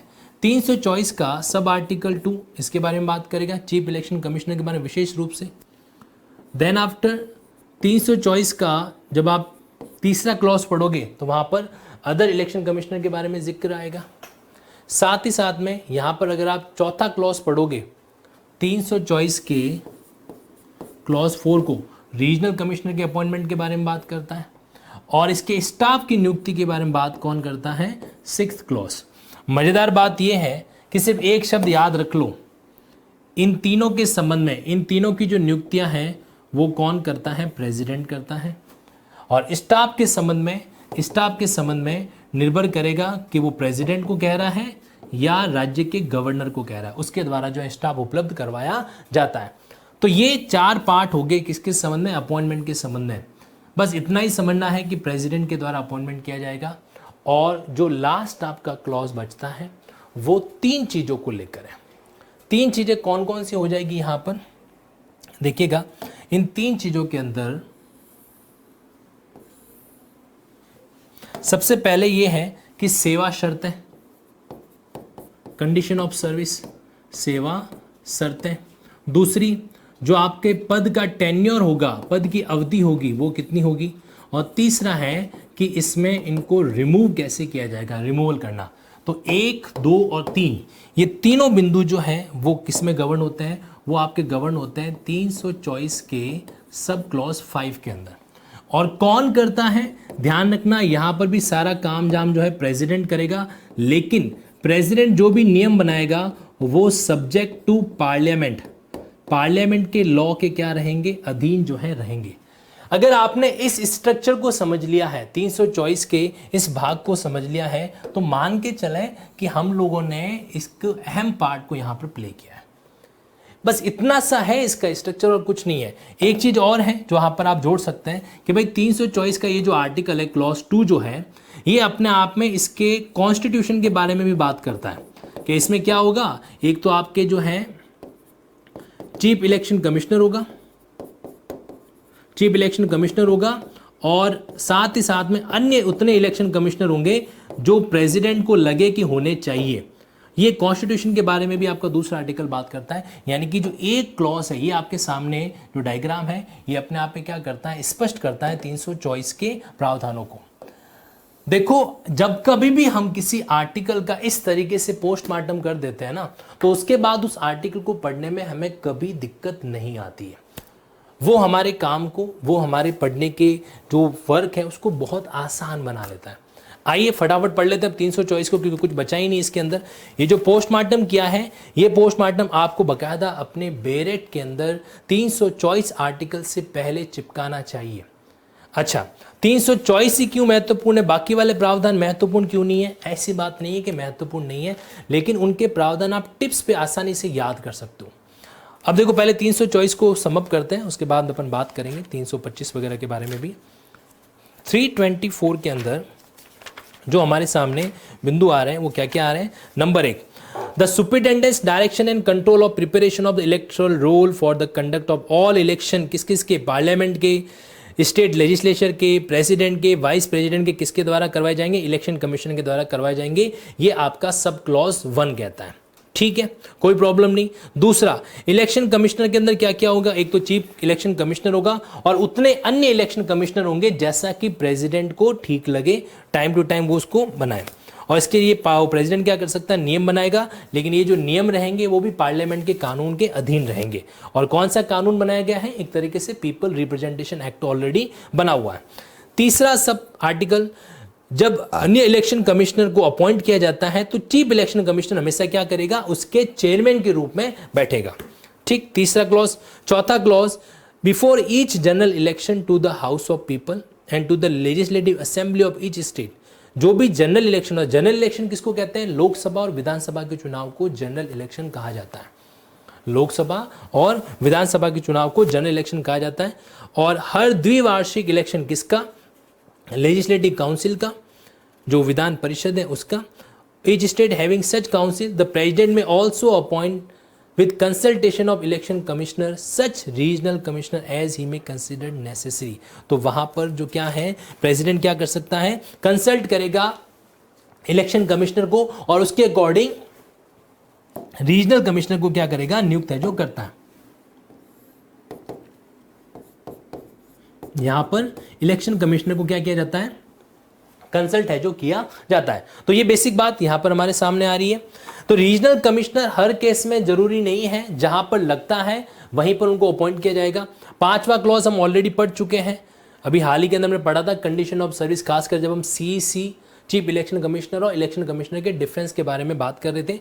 लास्ट क्लॉज पे आ जाओ, द प्रेसिडेंट और the governor of state shall, राष्ट्रपति और राज्यपाल जो है, जब भी उनको रिक्वेस्ट किया जाएगा इलेक्शन कमिश्नर के द्वारा, make available to the election commissioner या और to regional commissioner such staff as may be necessary for the discharge of function. तो जब उनके द्वारा रिक्वेस्ट होगा, यानी कि प्रेसिडेंट कब करेगा स्टाफ की नियुक्ति? On request of election commissioner, वो क्या करेगा? वहां पर स्टाफ को उपलब्ध करवा देगा। तो ये डायग्राम हमारा 324 के बारे में समअप होता है। अब सुनिए आगे के प्रावधानों को अच्छे तरीके से बस ऑब्जर्व कर लो, आपको सीधा फंडा डायरेक्टली जो है क्या है समझ में आ जाएगा। देखो, 324 ने अपने आप में खुद को अगर डिफाइन कर लिया और आपने इसको समझ लिया, आगे के प्रावधान बिल्कुल एकदम समझ लीजिए कि पार्ले जी के बिस्किट है, बस खाना है और अपने आप वो मुंह के अंदर ऐसे घुल जाएंगे और मिठास जो है आपके चेहरे पर ऑटोमेटिकली आ जाएगी। ठीक है, सुनिए, 325 सिंपली कहता है कि किसी भी व्यक्ति का नाम इलेक्टोरल रोल पर जोड़ते समय कोई पक्षपात नहीं किया जाएगा। पक्षपात किस संबंध में? रिलीजन के नाम पर, जाति के नाम पर, सेक्स के आधार पर किसी तरह का कोई पक्षपात जो है नहीं करना है। यानी कि 325 एक सिंपल सा नियम देता है और वो नियम क्या है? इक्वलिटी का।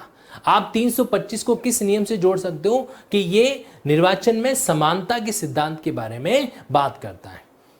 326 में अपन आएंगे तो 326 सिंपली हमें क्या कह रहा है कि भाई एडल्ट सफरेज, जो व्यक्ति भारत का सिटीजन है और जो व्यक्ति ने 18 साल से उम्र पार कर ली है, वो व्यक्ति जो है वोट देने का अधिकार जो है रखता है।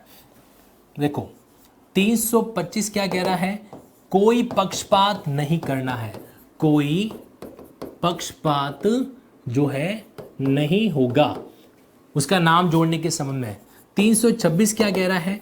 326 कह रहा है कि भाई जो व्यक्ति वोटर बन सकता है वो कौन कौन बन सकता है? नंबर 1, 3 चीजें उसको पूरी करनी है। पहली बात तो भारत का क्या होना चाहिए? नागरिक होना चाहिए, प्रथम कंडीशन। दूसरी कंडीशन 18+ का होना चाहिए। और तीसरी कंडीशन जो कि बहुत जरूरी है वो ये है, नॉट डिस्क्वालिफाइड, उसको निरर्हत नहीं किया गया हो, नॉट डिस्क्वालिफाइड। अब डिस्क्वालीफाई कैसे हो सकता है? जैसे अनसाउंड हो जाए मान लीजिए, या कन्विक्ट हो जाए, ऐसा कोई मामला उसके खिलाफ बन जाए तो डिस्क्वालीफाइड। तीनों चीजें नहीं है तो वो क्या कर सकता है? वोट है जो दे सकता है। यानी कि 325 ने समानता लाई और 326 ने उसको एक तरीके से वोटर कार्ड दे दिया। और इसी को एडल्ट सफरेज का सिद्धांत भी कहते हैं, यानी कि वयस्क मताधिकार। क्या बोलते हैं इसको? वयस्क मताधिकार का सिद्धांत कहां पर है? आपके 326 के अंदर जो है हमें मेंशन कर रखा है। वयस्क मताधिकार का सिद्धांत 326 में आ रखा है। अब इसके अलावा जो आपके बाकी के दो आर्टिकल है 327 और 328, 327 जो है वो पार्लियामेंट को पावर दे रहा है कानून बनाने के संबंध में। किसके संबंध में कानून बनाना? तो यहां पर कानून बनाने की बात हो रही है एमपी के संबंध में कानून बनाना और एमएलए के संबंध में कानून, उसके चुनाव के संबंध में कानून बनाना। 328 के अंदर जो राज्य का विधानमंडल है, स्टेट का लेजिस्लेचर जो है, उसको निर्वाचन के संबंध में कानून, निर्वाचन कौन सा? एमएलए, जो उसके लेजिस्लेटिव असेंबली के चुनाव है, निर्वाचन है, उसके संबंध में कानून बनाने की बात, पावर जो है उसको दी जा रही है। ठीक है। और अब इन्हीं के बारे में 327 और 328 के बारे में ही कौन बात करता है? 329 का क्लॉज ए। 329 का क्लॉज ए अगर आप देखोगे तो क्या लिखा हुआ है?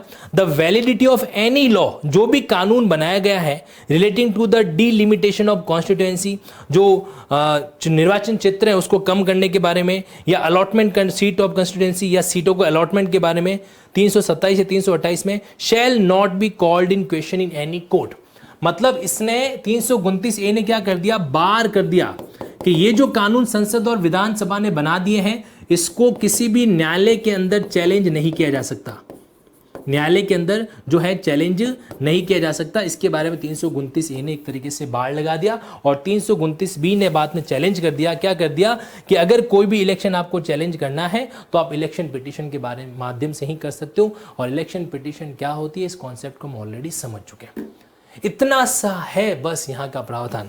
अगर आप चाहें तो इसको लैंग्वेज के अंदर अपन पढ़ भी लें, लेकिन मुख्य जो बिंदु है आपको यही मिलने हैं।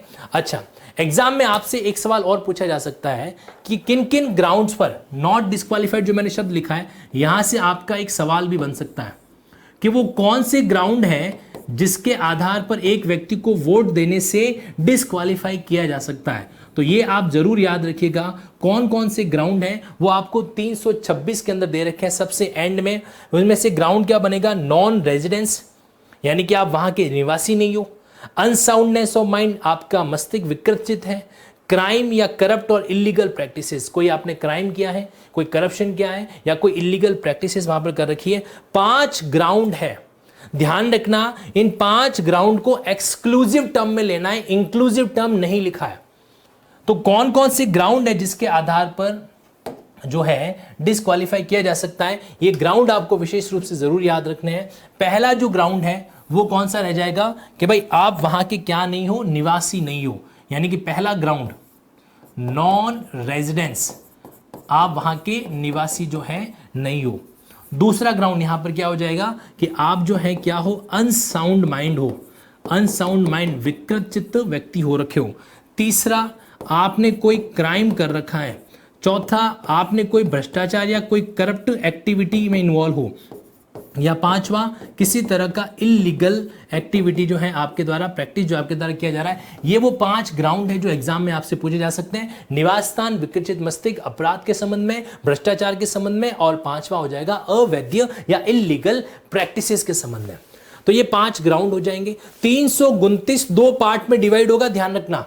पहला जो पार्ट है 329 का, यानी कि क्लॉज ए जो है वो 327 और 28 में बनाए गए कानूनों को एक तरीके से कोर्ट से संरक्षण देता है। और जो क्लॉज बी है वो क्या करता है, वो इलेक्शन पिटीशन का प्रावधान करता है। तो दोनों अपने आप में अलग अलग चीजें हैं। अगर आपसे एग्जाम में पूछा जाए कि इलेक्शन पिटीशन के बारे में कौन सा प्रावधान डील करता है, तो 329 का बी लिख कर आना, गलती से भी ए मत लिख देना। एक्सचेंज ऑफर नहीं लगाना, यहां पर हर जगह पर एक्सचेंज ऑफर नहीं लगा सकते, ध्यान रखना, ठीक है। पुराना एसी लाओ नया एसी ले जाओ, एक्सेप्टेबल है। पुरानी वाइफ लाओ नई वाइफ ले जाओ, नॉट एक्सेप्टेबल है, ध्यान रखना ये। इसलिए हमें एग्जाम के अंदर इस पॉइंट को अच्छे तरीके से ऑब्जर्व करना है। Section is just like spouse, चाहे वाइफ हो या हस्बैंड हो, it can not be exchange, it never be exchange. इस एक लाइन के अंदर अपने मस्तिष्क में ये सार एंटर कर दो, ये सब्सटेंस एंटर कर दो कि एक सेक्शन की जगह पर दूसरे सेक्शन को लिखना, एक क्लॉज की जगह दूसरे क्लॉज को लिखना, ठीक उतना ही बड़ा अपराध अपने आप में हो जाएगा जितना कि क्या होता है एक स्पाउस की जगह दूसरे स्पाउस को। स्पाउस में पति और पत्नी दोनों आ गए, ठीक है। इसलिए ये मत कहना कि जेंडर डिस्क्रिमिनेशन वाली बातें हो रही है, ऐसा नहीं है यहां पे। क्लियर है? तो ये प्रावधान थे हमारे संबंध निर्वाचन आयोग के बारे में। और अब जो मैं आपको एक कहानी बताने जा रहा हूं, ध्यान से सुनिएगा, वो अपने आप में बहुत इंटरेस्टिंग भी है और खासकर जो है हमारे लिए जानना अपने आप में ज़रूरी भी है। क्या है वो कहानी? 2002 के अंदर इलेक्शन कमिश्नर, आपने अभी तक कंप्लीट नहीं किया है, मैं आपको पहले से ही चेतावनी यहाँ पर दे रहा हूँ, ठीक है। ऑब्जर्व करना। देखिए एक कैंडिडेट का सवाल यहाँ पर देख पा रहा हूँ कि सर इलीगल प्रैक्टिस के अंदर क्राइम भी तो आता है। अरे इसने अलग लिख दिया है तो इट्स ओके ना, आप हर जगह इंडियन पिनल कोड के सेक्शन 43 को तो एंटर नहीं करवा सकते ना। इंडियन पिनल कोड का जो सेक्शन 43 है वो इलीगल का मतलब समझाता है, लेकिन वो एक्सप्लेनेशन आईपीसी के संबंध में है। जब संविधान ने खुद को अलग तरीके से एक्सप्लेन किया है, देखो संविधान के अंदर कई सारे कानून आते हैं जिसमें से एक कानून आईपीसी भी है। तो आप आईपीसी को लेकर संविधान का इंटरप्रिटेशन नहीं कर सकते, हमें चीजों को ऑब्जर्व करना पड़ेगा। देखो आज कितनी बड़ी गलती कर दी हमने, जो डाउट पूछा गया हमें ऑब्जर्व करना है। मैं किसी का नाम नहीं लूंगा यहां पर, लेकिन आप सोचो, क्या आप संविधान के अनुसार किसी एक्ट का इंटरप्रिटेशन करोगे या किसी एक्ट में लिखी गई बात के अनुसार संविधान का इंटरप्रिटेशन करोगे? उल्टा नहीं होगा, ध्यान रखना, उल्टा नहीं होगा। संविधान के अनुसार बेरेट को इंटरप्रेट किया जाएगा, ना कि बेरेट के अनुसार संविधान को। ओके, इस चीज को अच्छे से ऑब्जर्व है जो कीजिएगा। तो ये सारे प्रावधान थे 329A, 327 और 28 के संबंध में जो कानून है उनको कोर्ट से बचाता है। 329B जो है वो कहता है कि अगर आपको चैलेंज करना ही है तो और कोई तरीका नहीं, सिर्फ एक ही तरीका, इलेक्शन पिटीशन फाइल करो। और वो कहां पर होगी? हाई कोर्ट के अंदर होगी। ये हमने शुरुआत के अंदर पढ़ा। देखो 2002 के जो गुजरात वाले दंगे थे, उस सिचुएशन में हालात बड़े खराब हो गए थे। आप लोगों ने भी कहानी इसकी पढ़ रखी होगी कि ट्रेन के अंदर जो है 58 लोगों को, 58 पर्सन्स को जो है जिंदा जला दिया गया था, ठीक है। एक तरीके से हालत जो है वो दंगे की तरह हो गई थी, मतलब परिस्थितियां बिल्कुल अनकंट्रोल टाइप की हो गई थी। और ऐसे में हमारे राजनेता एक चाल खेलते ही खेलते हैं, मतलब कहीं पर भी कोई भी चीज हो गई है ना, जैसे ऑक्सीजन की कमी किसी राज्य में हो गई है तो बेचारी उस राज्य सरकार जो संबंधित अपने प्रयास कर भी रही होगी, वहां की विपक्ष पार्टी यही कहेगी कि इनका प्रशासन मजबूत नहीं है, इसलिए ऐसा हो गया, वैसा हो गया, ये करना नहीं, ये इस तरीके से सिस्टम को चला नहीं सकते, वगैरह वगैरह, ये सारी बातें वो कहने लगे। और भले ही जब विपक्ष भी सरकार बन जाए और उसके सामने भी ऐसी परिस्थिति आए, तो जो पहले सरकार पार्टी बन के बैठा था वो भी वही बात कहेगा। तो उस समय भी ऐसा ही कुछ हुआ, और हुआ ये कि वहां की जो विधानसभा थी उसको भंग कर दिया गया। आप इस बात से अंदाजा लगा सकते हैं कि विधानसभा को भंग कर दिया गया, मतलब जी वहां के जो दंगे थे बहुत ही हाई लेवल के हो गए थे। तो जब विधानसभा को भंग किया जाता है तो उस संबंध में हमारे पास में एक संविधान का अनुच्छेद लागू होता है, वो अनुच्छेद है 174। आर्टिकल 174 के तहत जो है क्या होता है, पावर दे रखी है क्या करने की, जो संविधान सभा है सेशन को डिसॉल्व करने की। डिसॉल्व करने का मतलब होता है विघटित होना। जब भी कहा जाता है कि कोई भी सदन डिसॉल्व हो गया है, कोई भी हाउस डिसॉल्व हो गया है, तो आप ये कह सकते हो कि वो हाउस अब मर चुका है।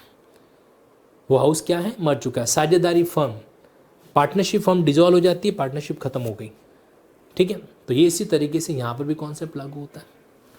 तो जो विधानसभा डिसॉल्व हुई और इलेक्शन रिकमेंड किए गए, कोई वापस इलेक्शन करवाया जाए।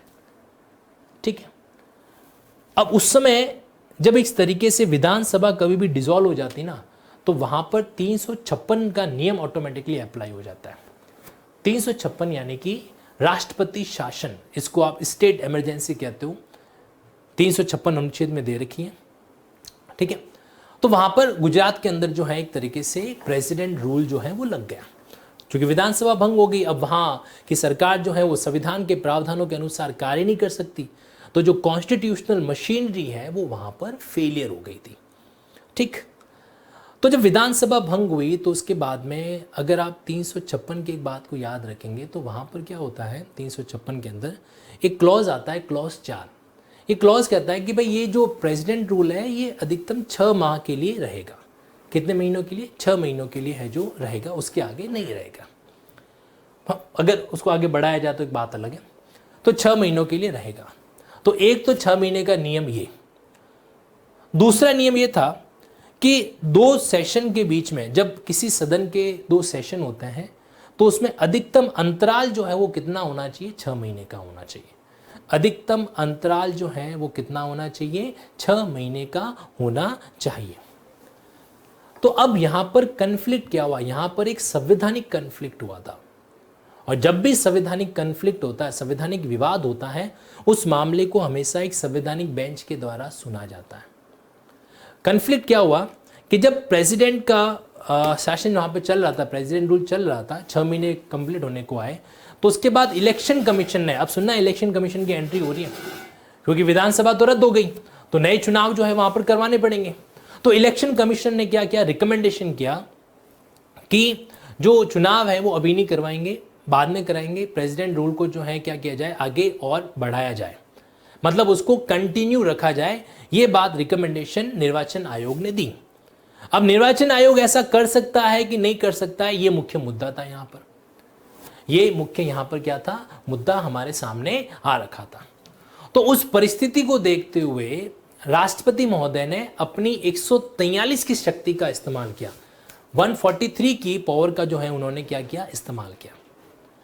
अब जो 143 की पावर है, यानी कि सुप्रीम कोर्ट को उन्होंने रेफरेंस भेजा। इसीलिए ये जो केस अभी हम डिस्कस करने जा रहे हैं, इसका नाम भी यही है, presidential reference 2002, presidential reference case 2002।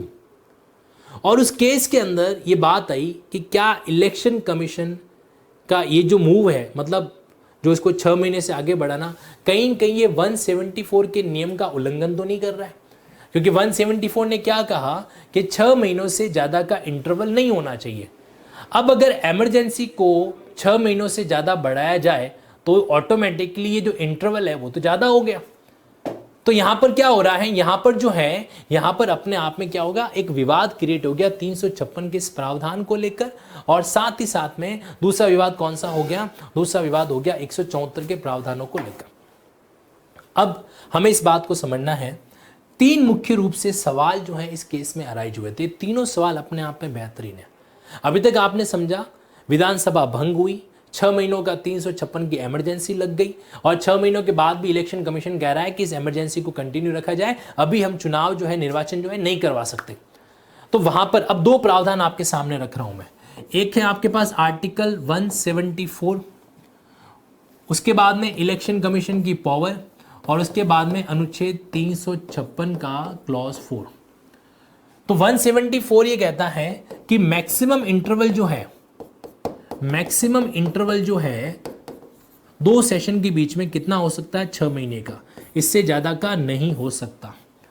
और आर्टिकल 356 ने क्या कहा था कि भाई इसके अंदर जो प्रेसिडेंशियल रूल अप्लाई होगा वो 6 महीने के लिए होगा, लेकिन यहां पर तो कोई दिक्कत नहीं है क्योंकि 6 महीने को आगे बढ़ाया जा सकता है। लेकिन इलेक्शन कमीशन की रिकमेंडेशन में बढ़ाया जा सकता है क्या? ये बड़ा मुद्दा बन गया। तो 3 मुख्य सवाल जो है वो यहां पर आए थे, और वो क्या क्या थे? पहला सवाल यहां पर आया कि क्या इलेक्शन कमीशन ये तय करेगी क्या कि वहां पर चुनाव होने चाहिए, कब होने चाहिए? क्या इलेक्शन कमीशन जो है निर्वाचन का शेड्यूल तय करने का अधिकार रखती है? करवाएगी, इसमें कोई डाउट नहीं है, लेकिन कब करवाएगी, क्या ये अधिकार भी इलेक्शन कमीशन रखती है क्या? तो ये एक सवाल यहां पर आया। दूसरा एक सवाल ये भी आया, क्या निर्वाचन आयोग के पास में, क्या इलेक्शन कमिश्नर के पास में आर्टिकल 174 का उल्लंघन करने का अधिकार है क्या?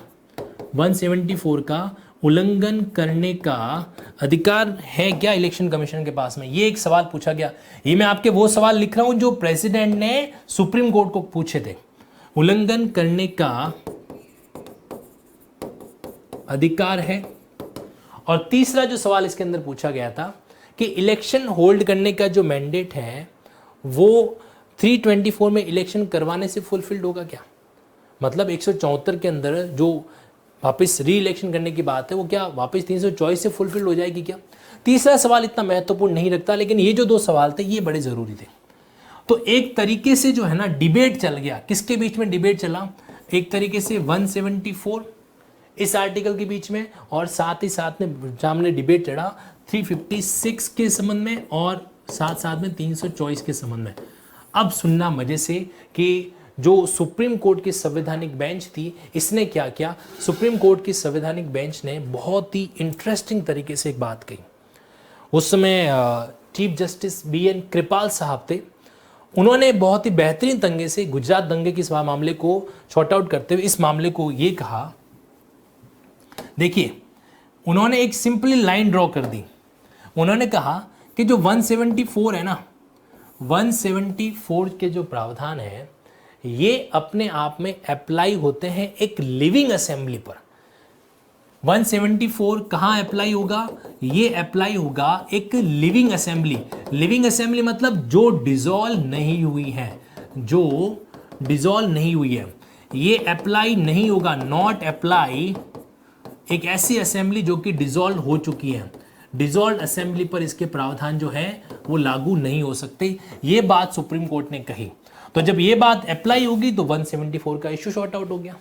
आइए एक बार संविधान के अंदर 174 की स्ट्रक्चर को जानते हैं कि 174 का अनुच्छेद आखिर ऐसा क्या कह रहा है जिसने प्रेसिडेंशियल रेफरेंस करने की नौबत आ गई, जहां पर संवैधानिक बेंच को बैठाने की नौबत आ गई थी। तो देखिए 174 के अंदर क्या लिखा हुआ यहां पर। आर्टिकल 174 में सिंपली इस बात का जिक्र किया गया है कि सेशन ऑफ विधानमंडल, प्रोरोगेशन एंड डिसोल्यूशन, विधानमंडल का सत्र, सत्रावसान और विघटन, the governor shall from time to time summon the house. Governor क्या करेगा? टाइम टू टाइम जो हाउसेज उनको समन करेगा। और legislature of the state to meet at such time and place as it thinks fit, but 6 months shall not be interval between its last sitting in one session and the date appointed for its first sitting in the next session. पिछले वाले session की जो अंतिम meeting हुई थी और अग्रिम जो सेशन है उसकी पहली जो मीटिंग है उसके बीच में गैप जो है 6 महीने से ज़्यादा का नहीं होना चाहिए। गवर्नर टाइम टू टाइम क्या कर सकता है? सत्र अवसान कर सकता है, डिसॉल्व कर सकता है। और यही पावर जो है गुजरात दंगों के केस में गवर्नर ने एक्सरसाइज की थी। तो इस तरीके से मुद्दा आया और इस मुद्दे का भी सीधा संबंध, एक्चुअल में ये केस आपके सामने इसलिए डिस्कस कर रहा हूं मैं क्योंकि इस केस ने इलेक्शन कमीशन की पावर को बहुत स्ट्रांग किया था। इस केस ने इलेक्शन कमीशन की जो पावर है इसको बहुत ही महत्वपूर्ण तरीके से क्या कर दिया था? एकदम स्ट्रांग कर दिया था। तो आप इलेक्शन कमिश्नर के केस में इसका हमेशा जिक्र कर सकते हैं। क्या बोलते हैं इसको? प्रेसिडेंशियल रेफरेंस 2002, ये इस केस के नाम भी जाना जाता है। तो ये सारी चीजें रही किसके संदर्भ में? हमारे इलेक्शन कमीशन के बारे में। ठीक है, तो मतलब हमें सिर्फ इतना समझना है। देखो आपके सामने धन्नाव का केस आया, आपके सामने TN सेशन का 1995 का केस आया और आपके सामने 2002 का जो प्रेसिडेंशियल रेफरेंस का केस आया। ये तीनों मैटर किससे जुड़े हुए हैं? इलेक्शन कमीशन से जुड़े हुए हैं। पहले दो मैटर जो थे वो चीफ इलेक्शन कमिश्नर और इलेक्शन कमिश्नर के बीच के डिस्प्यूट को खत्म करते हैं और अंतिम वाला जो मैटर था वो इलेक्शन कमिश्नर को एक विशेष पावर देता है, विशेष तरह की शक्ति जो है इसमें प्रोवाइड करता है। तो ये सारी बातें थी किसके संबंध में? इलेक्शन कमीशन के बारे में। ठीक है, अब कुछ सवाल मैं आपके सामने रख रहा हूं जो कहीं न कहीं अभी तक पूछे जा चुके हैं प्रीवियस जुडिशरी के अंदर। वो क्या क्या हो सकते हैं? जैसे कि एक सवाल आपके सामने आ रखा है, ये अलग अलग राज्यों की जुडिशरी के सवाल है। एक सवाल ये आ रखा है कि डिस्कस कीजिए law relating to election under the constitution of India. संविधान के अंदर आप चाहें तो इन सवालों को नोट कर सकते हैं, ये प्रीवियस ईयर में पूछे गए सवाल हैं,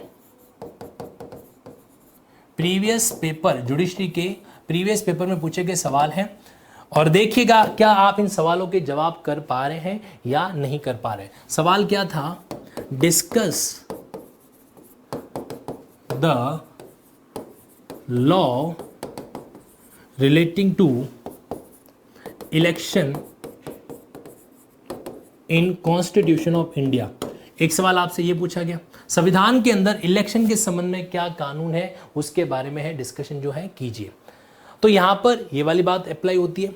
एक सवाल ये पूछा गया था कि इलेक्शन कमिश्नर जो है, इलेक्शन कमीशन जो है उसका गठन कैसे होता है, इलेक्शन कमीशन का गठन किस तरीके से होगा, इसके फंक्शन क्या होते हैं। अब देखो ये सवाल पूछ लिया फंक्शन क्या होता है, अब हम लोग वहां पर एकदम क्या हो जाएंगे, ब्लैंक। फंक्शन तो कहीं पर दे ही नहीं रखे। अरे आर्टिकल 324 का जो पहला क्लॉज है वो फंक्शन के बारे में ही तो बात करता है कि भाई ये 4 तरह के जो है निर्वाचन कराने का काम करेगा, प्रेसिडेंट का, वाइस प्रेसिडेंट का, एमपी का और एमएलए का। अब वहां पर एमपी शब्द मत लिखना, वहां पर शब्द क्या लिखोगे आप, मेंबर ऑफ पार्लियामेंट का इलेक्शन करवाना, और एमएलए की जगह क्या लिखोगे, मेंबर ऑफ लेजिस्लेटिव असेंबली या लेजिस्लेचर का, स्टेट लेजिस्लेचर के चुनाव है जो करवाना। मतलब उसको पार्लियामेंट के निर्वाचन और स्टेट लेजिस्लेचर के निर्वाचन के नाम से जाना जाता है। ठीक है, और भी क्या क्या सवाल आ सकते हैं कि भाई व्हाट जुरिस्डिक्शन इफ एनी, मतलब जैसे कि क्या क्षेत्राधिकार है इलेक्शन मैटर के संबंध में, कोर्ट के पास में क्या क्षेत्राधिकार है, ये भी आपसे पूछा जा सकता है। दूसरा सवाल क्या था, इलेक्शन कमीशन का गठन है, फंक्शन है, इनके बारे में बताओ। एक सवाल ये भी आ रखा है कि कोर्ट के पास में इलेक्शन के संबंध में, इलेक्शन के संबंध में क्या जुरिस्डिक्शन है। ये सारे सवाल अगर आप चाहें तो 324 अनुच्छेद के पास में लिख सकते हैं, मैं क्या इलेक्शन के संबंध में क्या जुरिस्डिक्शन है।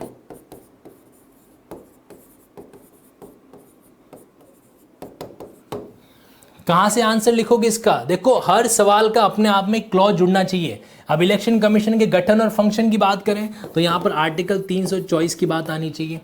यहां पर law relating to election of India जो संविधान में इलेक्शन के लॉ की बात करें तो यहां पर आपके सामने 324 से लेकर कहीं न कहीं 329 तक की सारी बातों का आप जिक्र कर सकते हो। निर्भर करेगा कितने अंकों का जो वो सवाल वहां पर पूछा गया है। इसको साथ साथ नोट करते रहिए। और यहां पर क्या आंसर आएगा, यहां पर आपका अनुच्छेद आएगा 329, खासकर क्लॉज ए, और जरूरत पड़े तो आप क्लॉज बी का भी इस्तेमाल कर सकते हो, क्योंकि इलेक्शन पिटीशन भी आजकल जाती कहां पर है, हाई कोर्ट के पास जो है जाती है। ठीक है, एक और चीज हो सकती है कि भाई इमरजेंसी का इलेक्शन पर क्या इफेक्ट पड़ता है, इमरजेंसी का इलेक्शन पर क्या इफेक्ट पड़ सकता है। अगर ये सवाल हमसे पूछा जाए तो यहां पर आपको प्रेसिडेंशियल रेफरेंस केस का इस्तेमाल करना है, प्रेसिडेंशियल रेफरेंस केस का इस्तेमाल करना है। कई बार क्या होता है, कई बार जो है ना आपके सामने एक एग्जाम में एक सिचुएशन रखी जाती है, परिस्थिति रखी जाती है कि इस तरह के हालात हैं और वहाँ की जो विधानसभा को एक तरीके से डिसॉल्व करने के संबंध में जो है विपक्ष है जो लगा हुआ है। अब अगर वो डिसॉल्व हो जाती हैं तो बताओ उसके इलेक्शन जो है उसको करवाने के संबंध में इलेक्शन कमिश्नर के पास क्या पावर है। कई बार कुछ सवाल जो हैं वो हमारे लिए एक तरीके से क्रिएट होते हैं इंटरव्यू के पर्पज़ के लिए, और वहाँ पर भी आप सही तरीके से जवाब दे सकते हो। कब दे सकते हो, जब आप उस संबंध में इन बातों को, इस केस को या इस आर्टिकल्स के प्रावधानों को क्या करें, लागू करें। तो और भी कई सारी बातें हैं जिनको हम क्या करते हैं और धीरे साथ साथ डिस्कस करेंगे। अच्छा, अब एक छोटा सा जिक्र कर लेते हैं स्टेट इलेक्शन कमीशन के बारे में, राज्य निर्वाचन आयोग के संबंध में। तो राज्य निर्वाचन आयोग की ज़रूरत जो है वो सिर्फ कहाँ पड़ती है, पंचायत और म्यूनिसिपैलिटी के प्रावधानों के संबंध में। कब पड़ती है, जहाँ पर पंचायत का चुनाव निर्वाचन कराया जाता है या फिर जहाँ पर म्यूनिसिपैलिटी यानी कि नगर पालिका का निर्वाचन कराया जाता है, सिर्फ वहीं पर जो है राज्य निर्वाचन आयोग की ज़रूरत पड़ती है। और नाम से ही स्पष्ट है कि इसके अंदर क्या हो जाएगा, इसके अंदर अपने आप में जो है राज्य के द्वारा ही, राज्य के विधानमंडल द्वारा ही ऐसा प्रावधान है जो किया जाएगा। अच्छा, एक शब्द हमारे सामने अगर संविधान के दृष्टिकोण से आए कि bar on jurisdiction of court, bar on jurisdiction of court. तो ऐसे कई सारे प्रावधान आपको मिलेंगे, ऐसे कई सारे प्रावधान हैं जो आपको मिलेंगे जो इस बारे में डील करते हैं। जैसे कि हमने पंचायत वाले केस में पढ़ा, सपोज करो एक तो बात कर देते हैं आर्टिकल 329 के क्लॉज ए की। यहाँ पर भी जो है आपके सामने क्या आ रखा था, इसका मुख्य मुद्दा जो है आ रखा था संविधान के आपके आर्टिकल 329 क्लॉज ए के अंदर। दूसरा अगर अपन बात करें पंचायती राज की, तो पंचायती राज के संबंध में भी या म्युनिसिपैलिटी के संबंध में भी जो अंतिम आर्टिकल था वो भी क्या कर रहा था, वो भी इस बारे में है जो डील कर रहा था कि कौन कौन से केसेस के अंदर जो है इस तरीके से चीज की जा सकती है। जैसे कि बात की जाए 329 ये तो था ही, साथ ही साथ पंचायत का भी अंतिम जो आर्टिकल है, पंचायती प्रावधानों का जो अंतिम आर्टिकल है वो भी क्या कर रहा था, इसी के बारे में डील कर रहा था। खासकर मैं जिक्र करूँ 243O की, तो 243O इस बारे में डील कर रहा था। साथ साथ अगर बात करें अपन नगर पालिका की, तो नगर पालिका के अंदर भी जो आपका 243ZG था, 243ZG ये भी इसी बारे में है जो डील कर रहा था। तो ये बेसिक सी बात है किसके संबंध में, आपके इलेक्शन के प्रावधानों के संबंध में। मैं उम्मीद करता हूं कि इलेक्शन कमीशन के सारे पॉइंट ऑफ व्यू को आपने अच्छे से ऑब्जर्व किया होगा, समझा होगा। कैसा लगा इलेक्शन कमीशन का सारा कॉन्सेप्ट कमेंट बॉक्स में ज़रूर बताइएगा, और मुझे ये भी बताएं कि इस टॉपिक के संबंध में जो हमने रिलेवेंसी क्रिएट की है, जिस तरीके से सुप्रीम कोर्ट के जज के रिमूवल की प्रक्रिया को समझा, उसको हाई कोर्ट के जज से रिमूव को प्रक्रिया से कनेक्ट करना, उसको CAG के कनेक्ट करना, उसको 76 में ऑडिटर जनरल से कनेक्ट करना, क्या वो प्रावधान वाकई में बेनिफिशियल है, ये भी मुझे जरूर बताओ कमेंट बॉक्स में। यहाँ तक का मामला समझ में आया, येस और नो रिप्लाई जरूर करना कमेंट के अंदर। अब इससे आगे एक महत्वपूर्ण बात जो मैं यहां पर आपके सामने रखने जा रहा हूं, कल जब हम लोगों ने चैप्टर डील किया था CRPC के अंदर जिस एस्पेक्ट को समझा था, तो उसमें कई कैंडिडेट ने होमवर्क भी किया, कई कैंडिडेट का कहना था PDF उपलब्ध करवा दो। खैर PDF तो वैसे भी आपको मिल ही रही होगा। अब देखो इसके अंदर ये इस तरीके से आपको डायग्राम बनाना है। कई बार मैं जो आपको होमवर्क, ये चीज़ मैं आपको जो एक जनरल वे में बता रहा हूँ, नोट्स बनाने का एक तरीका जो है आपके सामने रख रहा हूँ, वो क्या होगा देखिएगा। पहला बिंदु यहाँ पर ये आता है हमारे पास में कि आप किसी भी नोट्स को पहले रफली बनाओ।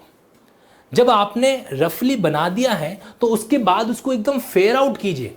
अब यहाँ पर देखो, आप जो कल हमने उपशमन के प्रावधान पढ़े थे, कंपाउंडेबिलिटी के प्रावधान पढ़े थे, वो किस तरीके से बॉडी को हमने सिंपली क्रिएट कर दिया कि 4 ही कैटेगरी आएगी इसके अंदर।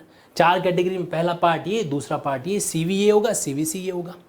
दूसरा एस्पेक्ट यहाँ पर प्रॉपर्टी के मामलों को, प्रॉपर्टी का भी इस तरीके से डायग्रामेटिक चीज बना दी।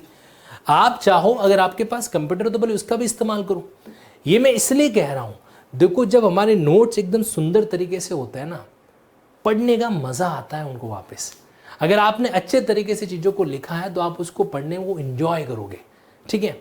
लेकिन जहां पर हम लोगों ने बिल्कुल रफली बनाया तो कई बार ऐसा होता है कि वो चीज़ जो है हमें बाद में समझ में नहीं आ